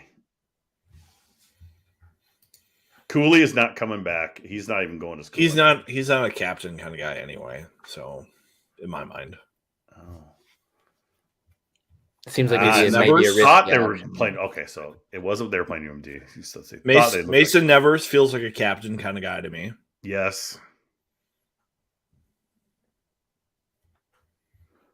Yeah. Okay. Matthew Nyes, obviously, right when he comes back. Oh, of course. Yeah. They're honoring the that 02 means and he could be a 03 2-year teams. captain then, right? They're honoring the 02-03 teams this Sunday, guys. Again. Well, they should just do it every year. Just keep those guys coming back to the rink because they've got kids now who are like Bantams and they're getting close to thinking about where they want to go to school. Just keep them coming, Yeah. You want to get that legacy continuity. I don't know if Huglin's a captain type guy, from things I kind of perceive about him. He's not kind that of popular, quiet, is he? He's kind of a quiet guy. He's married. He's Yeah, just, that was when I heard that. When's the last time someone is that because I know like half the Gopher football team's married because they're all like 26, 7, 8 years old, but it's I'm trying to think. Was Travis Boyd married? Because I know he had the first kid. line center for the Phoenix or Arizona Coyotes. Yeah, Travis he had a Boyd. kid when he was still in college. Wow. I don't know if he was married, but he was a dad. Hmm. That's a big step. That helped him do that great senior year he had. Didn't he score 20 his senior year too? I bet he was getting 10 hours of sleep a night. When the baby sleeps, you sleep. He was living that kind of lifestyle. It's important. Yeah. Wasn't out partying. I'm afraid there's going to be no students there on Sunday. That's my biggest fear. Here's the thing, though. I feel like this, student at the U has been the best sports fan we've seen in our lifetime. True. Especially for hockey. It's especially so for noticeable for hockey. Football, they're there for football. Like the Thanksgiving games, when all the students are on Thanksgiving break, the students have still shown up for the football games. So I could see where the holiday tournament people check out, but I think for St. Cloud coming back, those hockey fans are going to want to be there for that. The student section, they show up for warm-ups, which has never happened. Can you ever remember in the last 30 years where students showed up for warm-ups like they are now? Not much. Maybe the 6 people in the front row. That's about it. At least right. And that Big Ten championship was nuts last year. Yeah. So I think it'll be different. And the U has gotten better with figuring out how to do student tickets. Like if they think there's going to be low redemption, they oversell the shit out of the student section. They just like, okay, we'll give 4,000 seats out and hope 2,000 show up. So I'm expecting a good crowd from them. Yeah, you can keep worry doing too, it. It though. seems to be working. So I just, you never know with kids on break. And yeah, State of hockey. but if they're in town, if they're local people. It's a commuter campus, but there's a lot of locals.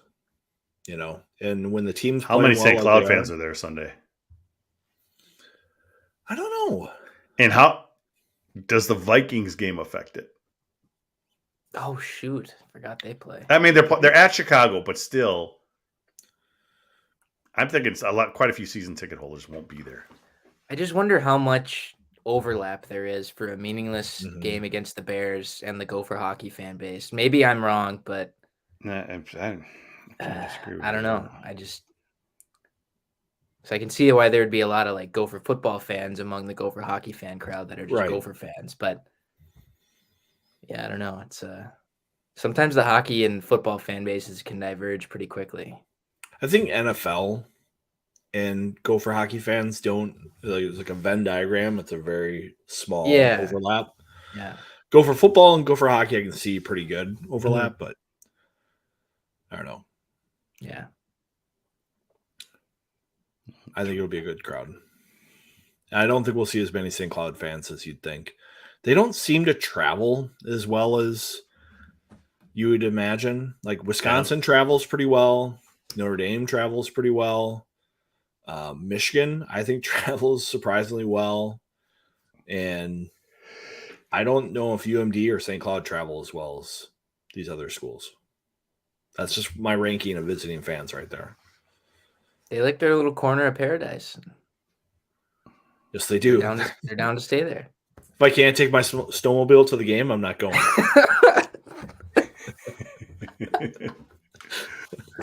Well, you might have to this weekend. You might have to. You might not be getting there if you don't have a snowmobile.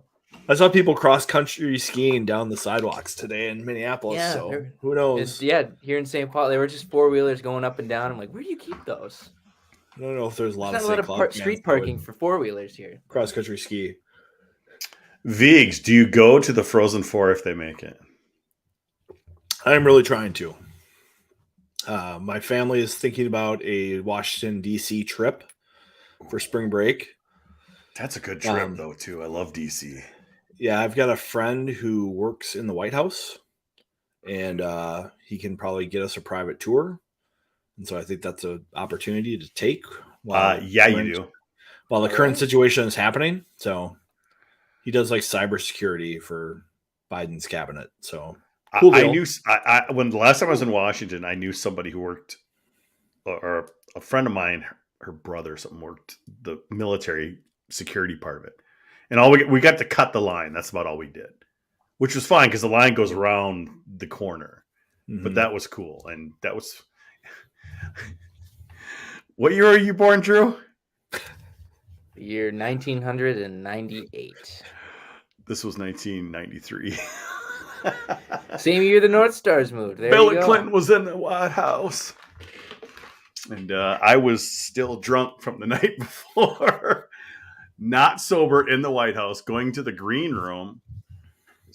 Started touching the walls. The Secret Service like, don't do that. Because the green room, the walls are green. They're like silk walls. Yeah. Yeah, that was my last trip. But if you have a chance to do that, you definitely take it. Yeah. My half-brother worked in the White House. He worked under the Bush administration as correspondent in the White House. He's met the president, or President Bush. Well, he's got pictures of him and President Bush in the Oval Office. Wow. And I'm like, that's just cool. I actually got to see him for the first time in many years this past week after my grandfather died. Visit him down in Arkansas, but I saw my half brother, who's about 6'7", big kid, and he worked in the Bush White House, and I hadn't seen him since 2007. I saw him last week, so that was good to see him. Down south for last grandfather passing away. So What's going on in chat here? What's the range on a Polaris? You have to stop to fill up a few times on going down the geez. shoulder on 94. I thought about going up. Who's the SID up there now? I didn't even think. Was it Nielsen? Nielsen before for the longest time, wasn't it? Nielsen. I went a couple of years ago, but I'm just going to watch it on TV. And then we get the Peacock series with Notre Dame, which is a great streaming service. They do a good job with that. They do. I must say the BTN Plus for the USA game. Not tough sure with the one kid doing the play-by-play all by himself. Yeah. Couldn't get Shearhorn for that one to do analyst work. We'll have to ask him that next week. Right, because I know for one of the games they were looking at having Shearhorn do the analyst stuff last year. That's why we were going to have him on. And yeah. One thing I do think is really great that I think, what is it? Hockey East is the ESPN Plus. That is, the other day I was just sitting around it, like, because ESPN Plus is honestly so worth the money if you're a hockey fan. It's the greatest. But like I could just tune in and I had some apps you can do like picture in picture, like a quad box, and you can have like four Hockey East games going at once. It was like, I'm like, oh, I didn't know I wanted to watch Connecticut play hockey tonight, but here we are. It was pretty fun. It's like but that's just it could work for. There's so many damn there's so many services now. ESPN Plus is one to get. Oh, I don't watch enough pro hockey to get it. Okay. And I don't care too much about the Eastern schools to get it. But if I did the BTN Plus, so I can watch all the Big Ten games. I do watch how easy that is. I know it is, but it'd be good. I think it'd alleviate a lot of I think it'd sure alleviate a lot of Gopher fans' problems. Because next week I'll do like a month of Peacock for what, $5, which is well worth it. And then I'll check out the service, see what I haven't streamed in a while. I think right now I'm doing a free year of Paramount Plus with my T-Mobile or something like that. I did Fubo. I did Fubo just today to watch the games. The free week trial. We'll see if it works again next year. Someone was saying you could do different emails for Fubo and Sling. Someone was saying that, and that's why I registered with the Plus Fubo 23 at Gmail. And it works because if you use your name or your Gmail address and hit the plus sign, whatever else you want, it still gets to your inbox if they send some kind of verification. And it still registers you as that email. So I'm like, okay, I'll do it this year. Maybe I'll do it next year, and I'll just do Fubo 24. And then the next year, until it somehow doesn't exist anymore. Yeah. So I got that. So obviously Peacock next week, and like you said, they do a good job. I've been doing BTN Plus all year. I like that. Because I watched the Big Ten games. I'm kind of disappointed with Wisconsin. I don't know what Bally's is doing over there at Wisconsin. It seems like the games are really dim and dark. I think Bally's is having issues. Yeah, like with their TV trucks, with their production, all this stuff. It's they must be, because the crews haven't changed. Right. Maybe the crew in Wisconsin sucks, but because when they're here, I mean, they are in Wisconsin, so. Just waiting for it. Yeah. And how about that? Our guy, Frank Mazzacco, got called out on the broadcast tonight by Starman with his Taylor Heisey story. So, Vigo just I didn't catch that. I might have had the volume down too low. Yeah, he talked about Taylor Heisey was introduced to hockey. Well, they're talking about throughout the broadcast. You get your kid interested in hockey, go to this February 24th thing. And they were saying that's how Logan Cooley got into hockey. They're saying, and then he says, well, long time Gopher hockey announcer Frank Mazzacco told me Taylor Heisey did this. I'm like, Frank with the call out on the broadcast tonight. So that was cool. Man, we're going to hide you, Vigs, if you're going to hide us. kid stuff. Oh wait, right as I hide him, he comes back. He comes back. Right as I hide him, he comes back. I had to get beer number 2. Oh. Ooh, well, that's colorful. beer number See, 2? I like that. That's some color. beer That's number good 2. some style. Yeah. Look Fair at that State. rainbow. This is What is their it? What did it say in Festivus. Okay. Festivus. For the rest Hazy of us. IPA. But for the rest Festivus, not Festivus, but Festivus. Yeah. It's their Festivus. And then, Drew, I had to pull this out of the cellar just to show. There we go. I'm I love a Fry's supporter. But this has got to age a little bit. Yeah. No, I started going to the climbing gym right behind there, so it's pretty nice and close. But Puck on, geez, sounds like a lot of old AOL dissing back. It's kind of true, but I think it might work. I saw a secret about using Gmail and using Plus, and like when you register for like a Paramount Plus, use your Gmail and then you just put Plus Paramount. So then, if you start getting junk from that account, you know who sold your email. Oh, interesting. I hadn't thought about that one. So yeah, I'll try next year with Fubo. I'll cancel it on Friday because I'll watch the games tomorrow. Yeah, Team USA, what the hell? Team USA, tough tournament.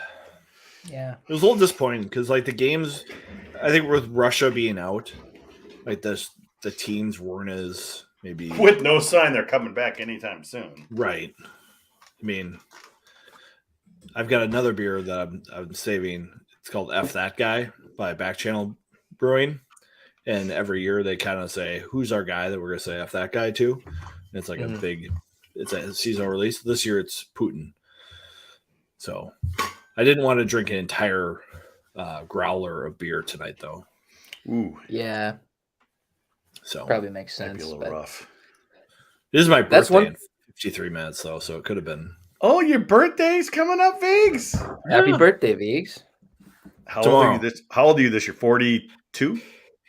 44. Ooh. So rough. Drew, how old are you? 24? I am soon to be 25. Oh boy. Yeah. I just turned 50. I'm double your age, bitch. Yeah. Class of 97. Class of 97. When I hear 98, I go, what? Class of 16, baby. Woo. 91.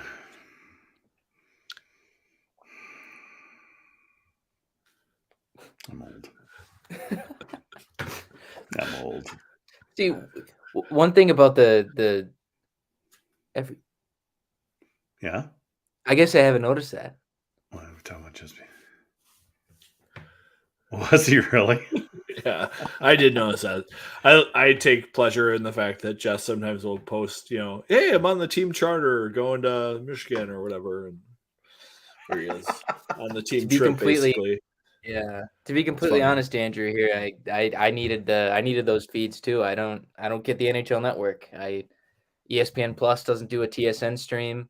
YouTube TV with the Sports Plus package does not have NHL Network. It has all the other. It has MLB, NFL, NBA. Strange. Yeah. It doesn't have NHL. I have Network, YouTube TV as well, and I wish it had it. Only game I watched through was this last one, really, and I've watched clips of the other ones, but I wasn't able to sit and watch it. So I mean, yeah, there was one feed that was pretty reliable the whole night, but it was. I mean, it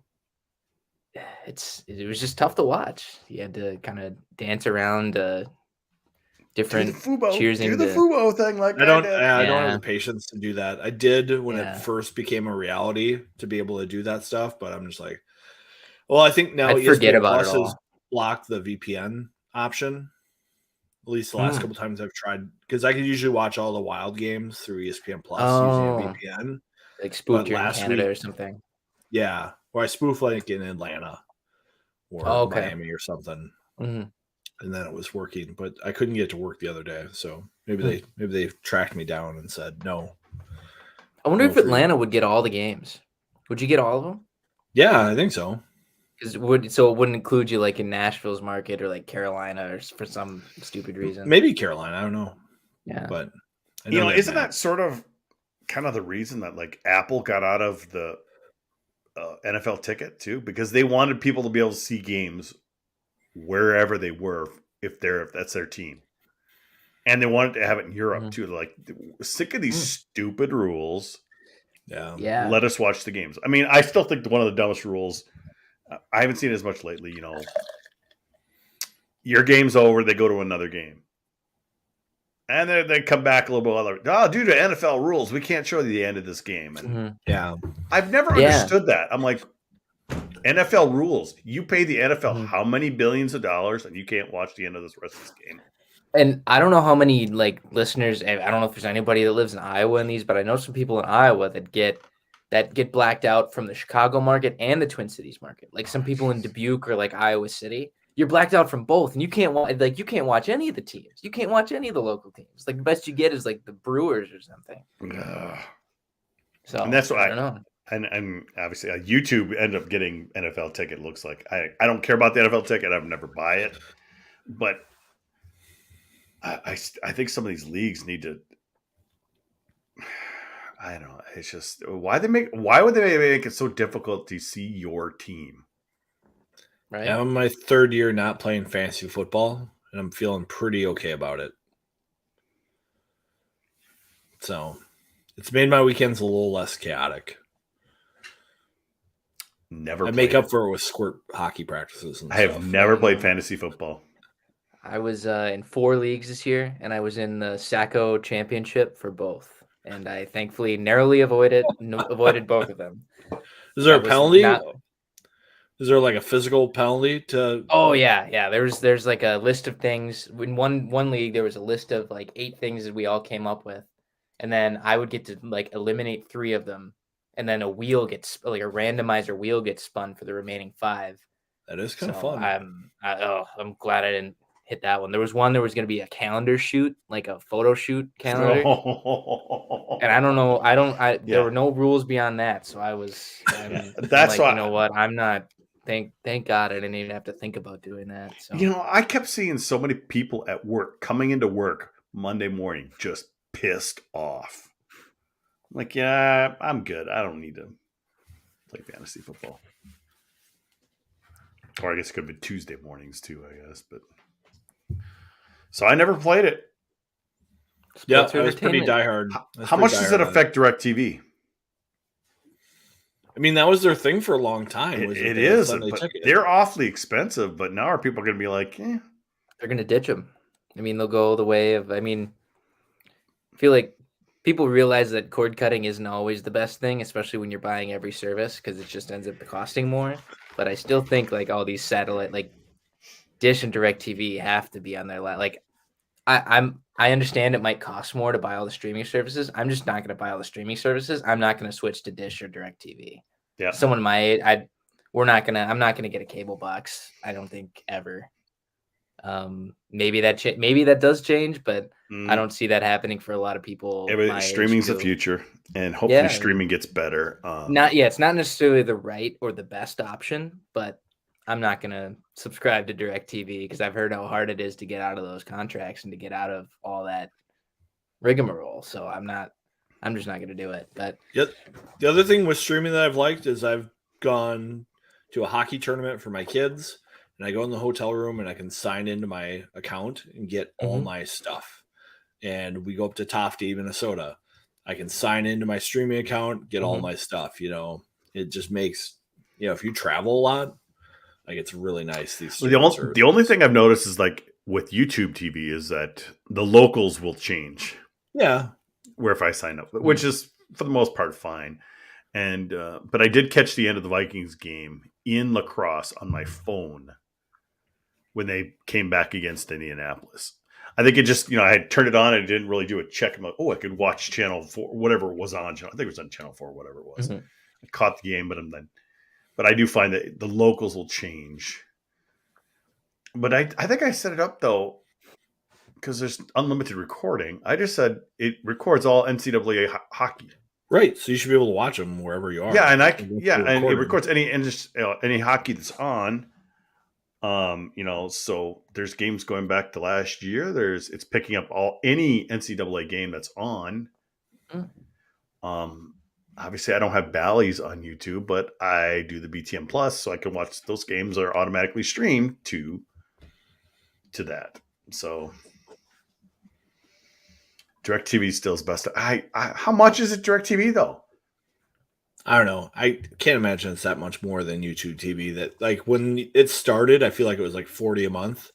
Mhm. It's like what 65 now? I think it's 60. DirecTV is? No, YouTube TV. No, YouTube. YouTube is 65. Yes, Yeah. it's $64.99 a month. It That's started at like 40, right? Something like that. Yeah. Yeah. I started It last keeps year. It's going been the up. same, but I got the first 3 months for like super cheap, or Mm. it was like $5 a month for the first 3 months. But Yeah. I've been happy with it. Yeah. I'm not someone.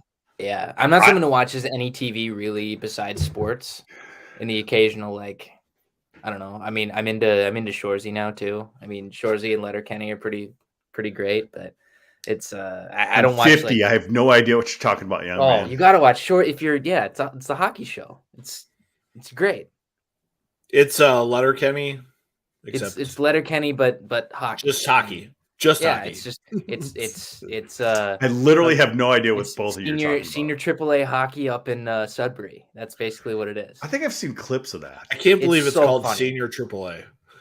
Yeah. That's like the They call it Ooh. Senior AAA whale shit hockey. That's what Yeah. they call it. That's Okay, that's the Tim and Ryan, how much are you guys paying for DirecTV a month? Just to have your NHL Network and Bally's. I honestly haven't missed Bally's, but since I can get the Gopher games with BTN Plus. Yeah. Obviously, I don't get to watch the Wild games. I don't care about the Twins. I literally will, on my Apple TV, I'll just bring up to iHeart and stream KFAN and just the audio, and I'll just have it up on my screen while I'm just screwing around on my computer or something. And just listen to, well, I guess whoever the new guy is. I keep forgetting his name, but it's not. It was kind of nice. I was watching the Wild game earlier. That was nice because it was on TNT. There's been a couple times when those have been on, but blacked out because it was also on Bally's, which is like, come on. Which is the most stupid thing ever. so silly. Yeah. I hate the blackout stuff. And that's one thing that's one thing Apple was trying to get away from. I know they did Major League Soccer, so they've got that next year. I don't know how they're going to have some games on networks, blah blah blah, and they're giving. You can have that package if you're a season ticket holder automatically. It comes as part of it, so that's kind of nice for season ticket holders. Smart, yeah. So if you got the Minnesota United season tickets, you'll get. I believe you'll get to watch every single game, no matter what. No blackout rules, none of that. But I would still love to see somebody like an Apple and Amazon just take over and just do it way better. 4K, multiple cameras, multiple angles. $150. $150. It feels like a lot still to me. Another $150, $149. Yeah. I pay $64. If I thought about getting HBO, that'd be another what, 15, 16? Yeah. Because I get YouTube TV and then I get the Disney, Hulu, ESPN bundle. That's So the best bundle. Those are my two that I get. I don't have that because I get most of the ESPN stuff. And actually now I through switched to Verizon for my phone, and it includes the Disney, Hulu, ESPN bundle with that. There you go. So I've now kind of cut that.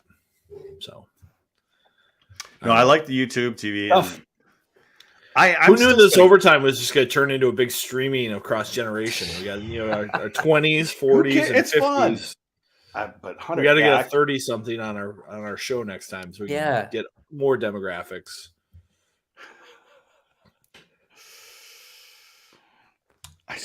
Okay, we need to get a female on as a guest. I need some suggestions. We tried to get Sarah Sivian years ago. We should get Paula from USCHO. She'd do it. Paula who? Paula Weston. Oh yeah, that sounds familiar. Yeah, she does the big friend of the show. Nate Wells and I had her on our show like 4 years ago, probably. Gosh, the professor, the English professor. Oh great, I failed in English. I say fucking that's all I need, some English teacher. It's okay. We should get her. I don't know. I'm just trying to get different. Like we have Connor coming on. Connor Eargood from the Michigan Daily, which could get interesting. Because him and Jess were just Connor likes to be right, so it'll be fun. I say bring it on. So hey, when you go to Michigan, right? Michigan men. The Michigan men, yeah, they do things different. They have a higher standard, right? They do. You know, he was saying that they have multiple people coming from the Michigan Daily to cover that series here in Minnesota. Not just him. Oh, my last year at the Daily, they sent 2 reporters and a photographer. I think they did that for the Big Ten championship too. Yeah. They brought 3. But even like I remember this was like a regular season game, and like I don't even remember if the Gophers were that good. Well, he says I asked him, is he coming to Minnesota for the series? He goes, "Yep, our whole beat is."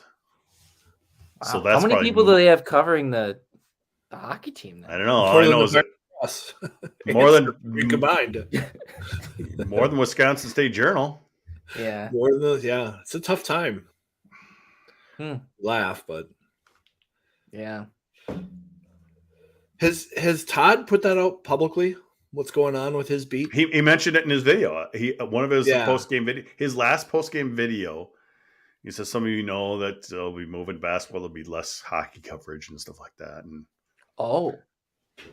because I did see him at a basketball game, and I was check his look through his last video. He like said I looked on Twitter for something and I couldn't find it. I couldn't find it either. And then I messaged him. I'm like, "What's going on?" He's like, "They're gonna have the news desk cover hockey at Wisconsin for now, and they don't have anybody for basketball, so they moved him to basketball."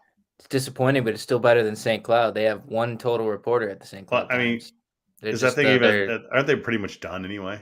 I think they've got to be, because I mean, the last someone had worked at the Daily with me. It was just there for a little while. She was one of the last 2, and now moved on to different paths. How was the Brian Deutsch legacy after you followed him there? At the Daily? Yeah. I never heard of him. I was well after Brian, so I know I didn't see a lot of his. I only knew he worked at the Daily after talking to him. Get Shannon Miller on overtime. It'd be entertaining. Drew, do you mentor the current Daily kids at all on the Gopher hockey beat?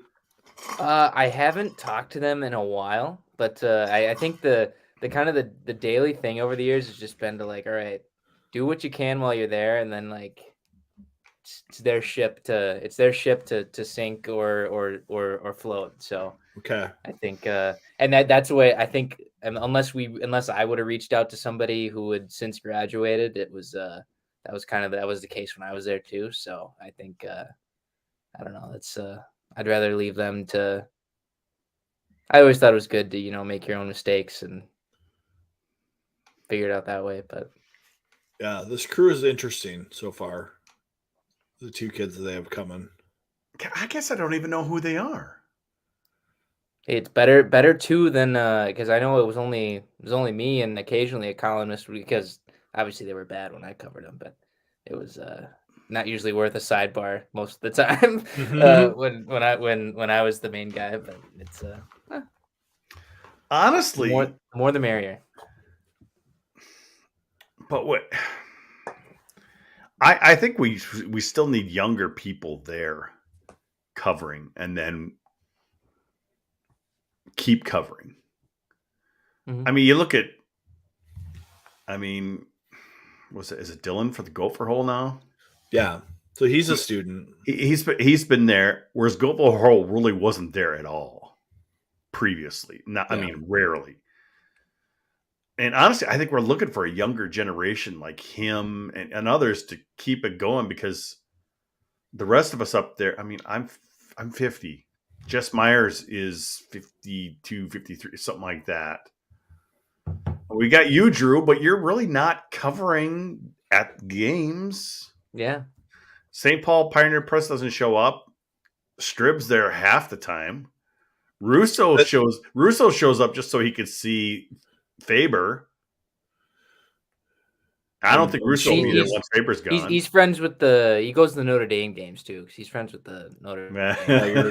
The Slaggert family. But he shows up to see Faber, because He showed up more this year than he also shows up just to kind of have something to do, I think, too. Now that he's got Joe Smith helping him with the wild beat, he's just like even on his days off, he's freedom. watching the team on TV. It's like he's Yeah. just it's tough. You can definitely. It's tough for him not to be there some days when he's not on a road trip. Mm-hmm. It's definitely tough. Yeah, but the industry is just hurting even more. And I keep the hockey beat's tough. Yeah, I mean, even just last month, I had a bunch of friends get Gannett Papers get laid off, and it was not a fun week. I mean, it's like, thankfully, it's not everybody, but like, I mean, yeah, it's really sucks when a lot of your friends get laid off, especially when even if they were doing a good job, and even if they were the only sports reporter at a certain paper, you know, it sucks to see. Yeah, that's why it sucks for Todd. I mean, what the hell? Well, Todd does everything for them too, you know. He's been adding a ton more stuff recently. Right. He's like the Andy Greeter of Wisconsin. You know. Oh, there's a sports team playing? I'm in. High school, pros, club, college, whatever. He's good to go. I don't know. I've been just getting all these basketball tweets lately, though. I'm like, really? You're thinking about unfollowing Todd, I see. That's I know. I didn't think you were going to go there on this show. Well, Todd, it's been nice knowing you, but you start doing basketball stuff, we're done. I mean, 3 tweets about basketball, Todd. I thought we had 3. Jesus. I thought we were friends. I thought we had an understanding. Well, I think he tweeted out the starting lineups the other night for the basketball Gopher hockey game, Gopher basketball and Wisconsin basketball, and I'm like, who are these guys? And the funny thing is, I got a like from Deutsch on that. I'm like, Deutsch doesn't like anything. That's funny, especially from me. He's gotten a little more free with his likes now in his new career, so it's funny. But I saw him like, and it's like I don't know. I actually didn't know who any of the players were, so that's kind of why I was being a smart ass. But we're still gonna have Todd on. I'm gonna have him on when we go to Wisconsin. And even if he's not covering, he still follow. He's still gonna know more than anyone else is gonna know. Right. That's the thing with Todd. Like, even though he's not writing for them, he's still gonna follow. He's still gonna like do his due diligence as a journalist to like follow everything up. Like, it's interesting. We were talking about the Jake Ratzloff situation, and he's just like, yeah, I don't know what he's gonna do, because like he's got his football money, and I think he can play hockey, but what's he gonna do? What's he gonna do for eligibility and stuff? He's playing for the Madison Capitals, so he's kind of following that. So who knows? Maybe he ends up at Minnesota, because Minnesota's going to need some defensemen next year, and they don't have very many committed. It would make a lot of sense to me. Well, I tweeted out just the other day. I couldn't, when we talk about just things we've done, like we added that portal, NCAA hockey portal page on GPO. It was accessed 140,000 times last year, and we put it up in March. That's a lot. And I had a player this past week from not around here email me, tell me, I'm going to the portal. Could you add it? Could you add me? A couple hours later, can you take me out? I don't have I'm not quite ready for it yet. It was a defenseman for a team out east in Massachusetts. Is he a local kid? No, he's not. He's not a local kid. Okay. No, he wants to go to Minnesota next year. Yeah, there you go. Because he hasn't played. But it sounds like he's going to be added in the next couple of days once he gets his stuff in order. But I'm like, I think people are going to that site just to kind of quickly get an overview. Because they can see the men and women. You just quickly click it, and we started seeing that in college football as coaches got fired mid-season. Their players are like, I want to be in the portal first, so that other coaches have time to watch my tape, to figure out if I'm the guy to take. I feel like just like anything, everything moves up just a little bit. With players entering the portal or feeling out where they can go next. Because like Cruikshank, when he got to the end of last year, Minnesota didn't have any money for him to stay on scholarship until a week after he decided he was going to go to St. Cloud. And when St. Cloud offered him a spot with scholarship money, he's like, I'm going to take it. If he would have waited another week, he's probably at Minnesota this year. And we're not seeing Garrett Pidomini try to play center. I don't want to be hard on the kid, but he has not made much of an impact on that fourth line. He's kind of a concern. So, I mean, if you had Cruikshank as your fourth center, and all of a sudden you're now rolling Cooley, Nelson, Huglin, Cruikshank, it's deeper, right? If you played him at center. It sounds like a lot of players weren't in the right position last year. We are just podcasters. And, Viggs, I think you're the next Gopher hockey coach. I should totally apply next time because, Bob says he's probably not going to sign another long-term deal. So, they're going to have an open spot. Did you catch that at the media availability after Fleck signed his extension? Everyone was joking. It's like, hey, PJ got his extension. When are you going to announce yours?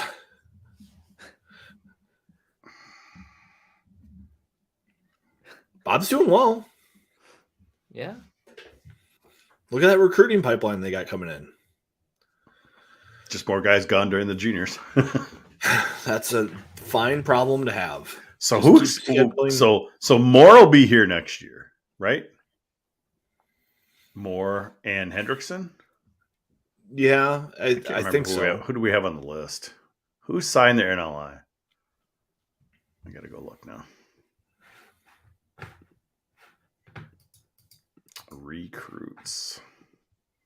Moore signed his NLI, Renzo, Max Rudd, and Hendrickson. So we got 4 guys. 2 guys on defense. 2 forwards. Yep. So. And they're probably going to sign somebody else at some point. Bob is just waiting. He wants to see who leaves early and all that stuff. He doesn't want to sign someone to an NLI and force him in. Mm-hmm. Everyone else is kind of being told to wait. But, I mean, obviously, we need the 2 defensemen coming in. Mm-hmm. In Rude and in Renzel. Renzel's already been drafted, so probably a quality player. But I mean, look who he was drafted high on potential. He was, he was. He is a lot like Seth Jones, and that's why Chicago liked him. He's that big, rangy defenseman who can do everything, maybe, but you have no idea. But then let me see who else is coming back. Stoddicker is a potential. Kester, potential. Yeah. So Lacombe, Middleston. Lacombe. Fish will be there. Johnson. Thomas Chesley. Yeah, I think they'll actually be okay. So, yeah, you'll lose Faber. You'll lose Lacombe. You'll lose Johnson. And like I said, Stoddiker's been redshirted. So technically it's another body. Fish will be a senior. Kester will be a senior. Kester with a C. How about next year? Yeah, I think so. I don't very well spoken guy. Yeah, liked by everybody. So there you go. All right, guys, it's past 11:30. Okay, 25 minutes, Feeks. 25 minutes. I know. I'm gonna watch a little bit of the TNT post game. 44. See what Biz has to say. Has that game over yet? Yep, it's over. Big blowout win for the Wild. Really? 5-1, I think. Yep. Oh, yeah. I Sorry guess if I ruined it for you guys, but no, that's fine. I recorded it. I was going to watch it. I was going to stay up till 2 a.m. to watch it. Why wouldn't you? Right? Of course. It's a game 40 something, right? I don't know. 30 something? I don't know. Yeah, we're almost halfway through the season. It's a regular season NHL. It's a game. It's an NHL game on January 4th between two non-conference opponents. Yeah, we got Talk and Biz with their top buttons undone. No shirt underneath. It's Yeah. TNT They're after allowed to dark lose. over here. Yeah. The NHL's in an uncharted territory. They're big league now. Mm-hmm. Grow the game. They got TNT panels going wild. This is a pretty fun. They are. I think they're better than ESPN. Yeah, ESPN's a little. They're Stuffy. definitely a little stuffier. Yeah. Everyone's I mean, a little when it's Mess uncomfortable. and Chelios and who's it's Steve Levy. It's just kind of Well, they're very just rehearsed, the hockey very crew is trying to do what the basketball crew is. Have fun, just keep it loose. I think. I mean, I think McHugh's doing a great job too. When Liam McHugh's in the middle there, that's a really good. He's like a very different person. Like NBC must have done something to him because he seems like a completely different person. Well, And he's maybe more it's just flexible. ESPN saying, "Hey," or TNT saying, "Go for it." Well, he seems so more relaxed and flexible Yeah. and go with the flow and be like, "Hey, this is funny. Let's keep doing this." It's Where he's on a NBC, great he's little just like- ringmaster there. Yeah, NBC, who's like, "Let's stay on time. Let's stay on script. Don't get off track." And I suppose who was the coach that they had that was terrible on NHL NBC?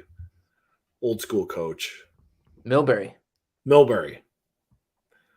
Probably That was ruined bad. that Oh, shit. and didn't He he was shot terrible. himself in the foot at the end of last season? Yeah. too, didn't he? When it was What him somebody and said? Patrick Sharp, it was almost to like any like a guy is just like, man, everyone was like, oh, Sharp looks the part, but like he just always was so. Oh yeah, I got to get the pucks in deep. Sharp was gotta with our make sure you- guys tonight. He was with Voster's. Yeah, he's with Foster's tonight.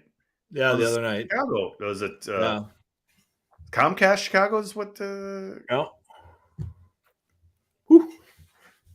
Jeez. All right, boys. All right, gang. Everyone, thanks for listening. Glad Thank to be you. back. Hey, We'll see thanks you for next having me week. on. Appreciate Drew, it. thank you. Always great to have you on, kid. It's nice to have the younger generation here for us old people. Hey, anytime to talk about streaming and jerseys and crap like that, we'll go for it. And prize Royal Raspberry. Go buy some at your local liquor There you store. go. Keep supporting the prize. I'm not paid by them, but I love it. Yeah. Bye, people. We're working on it.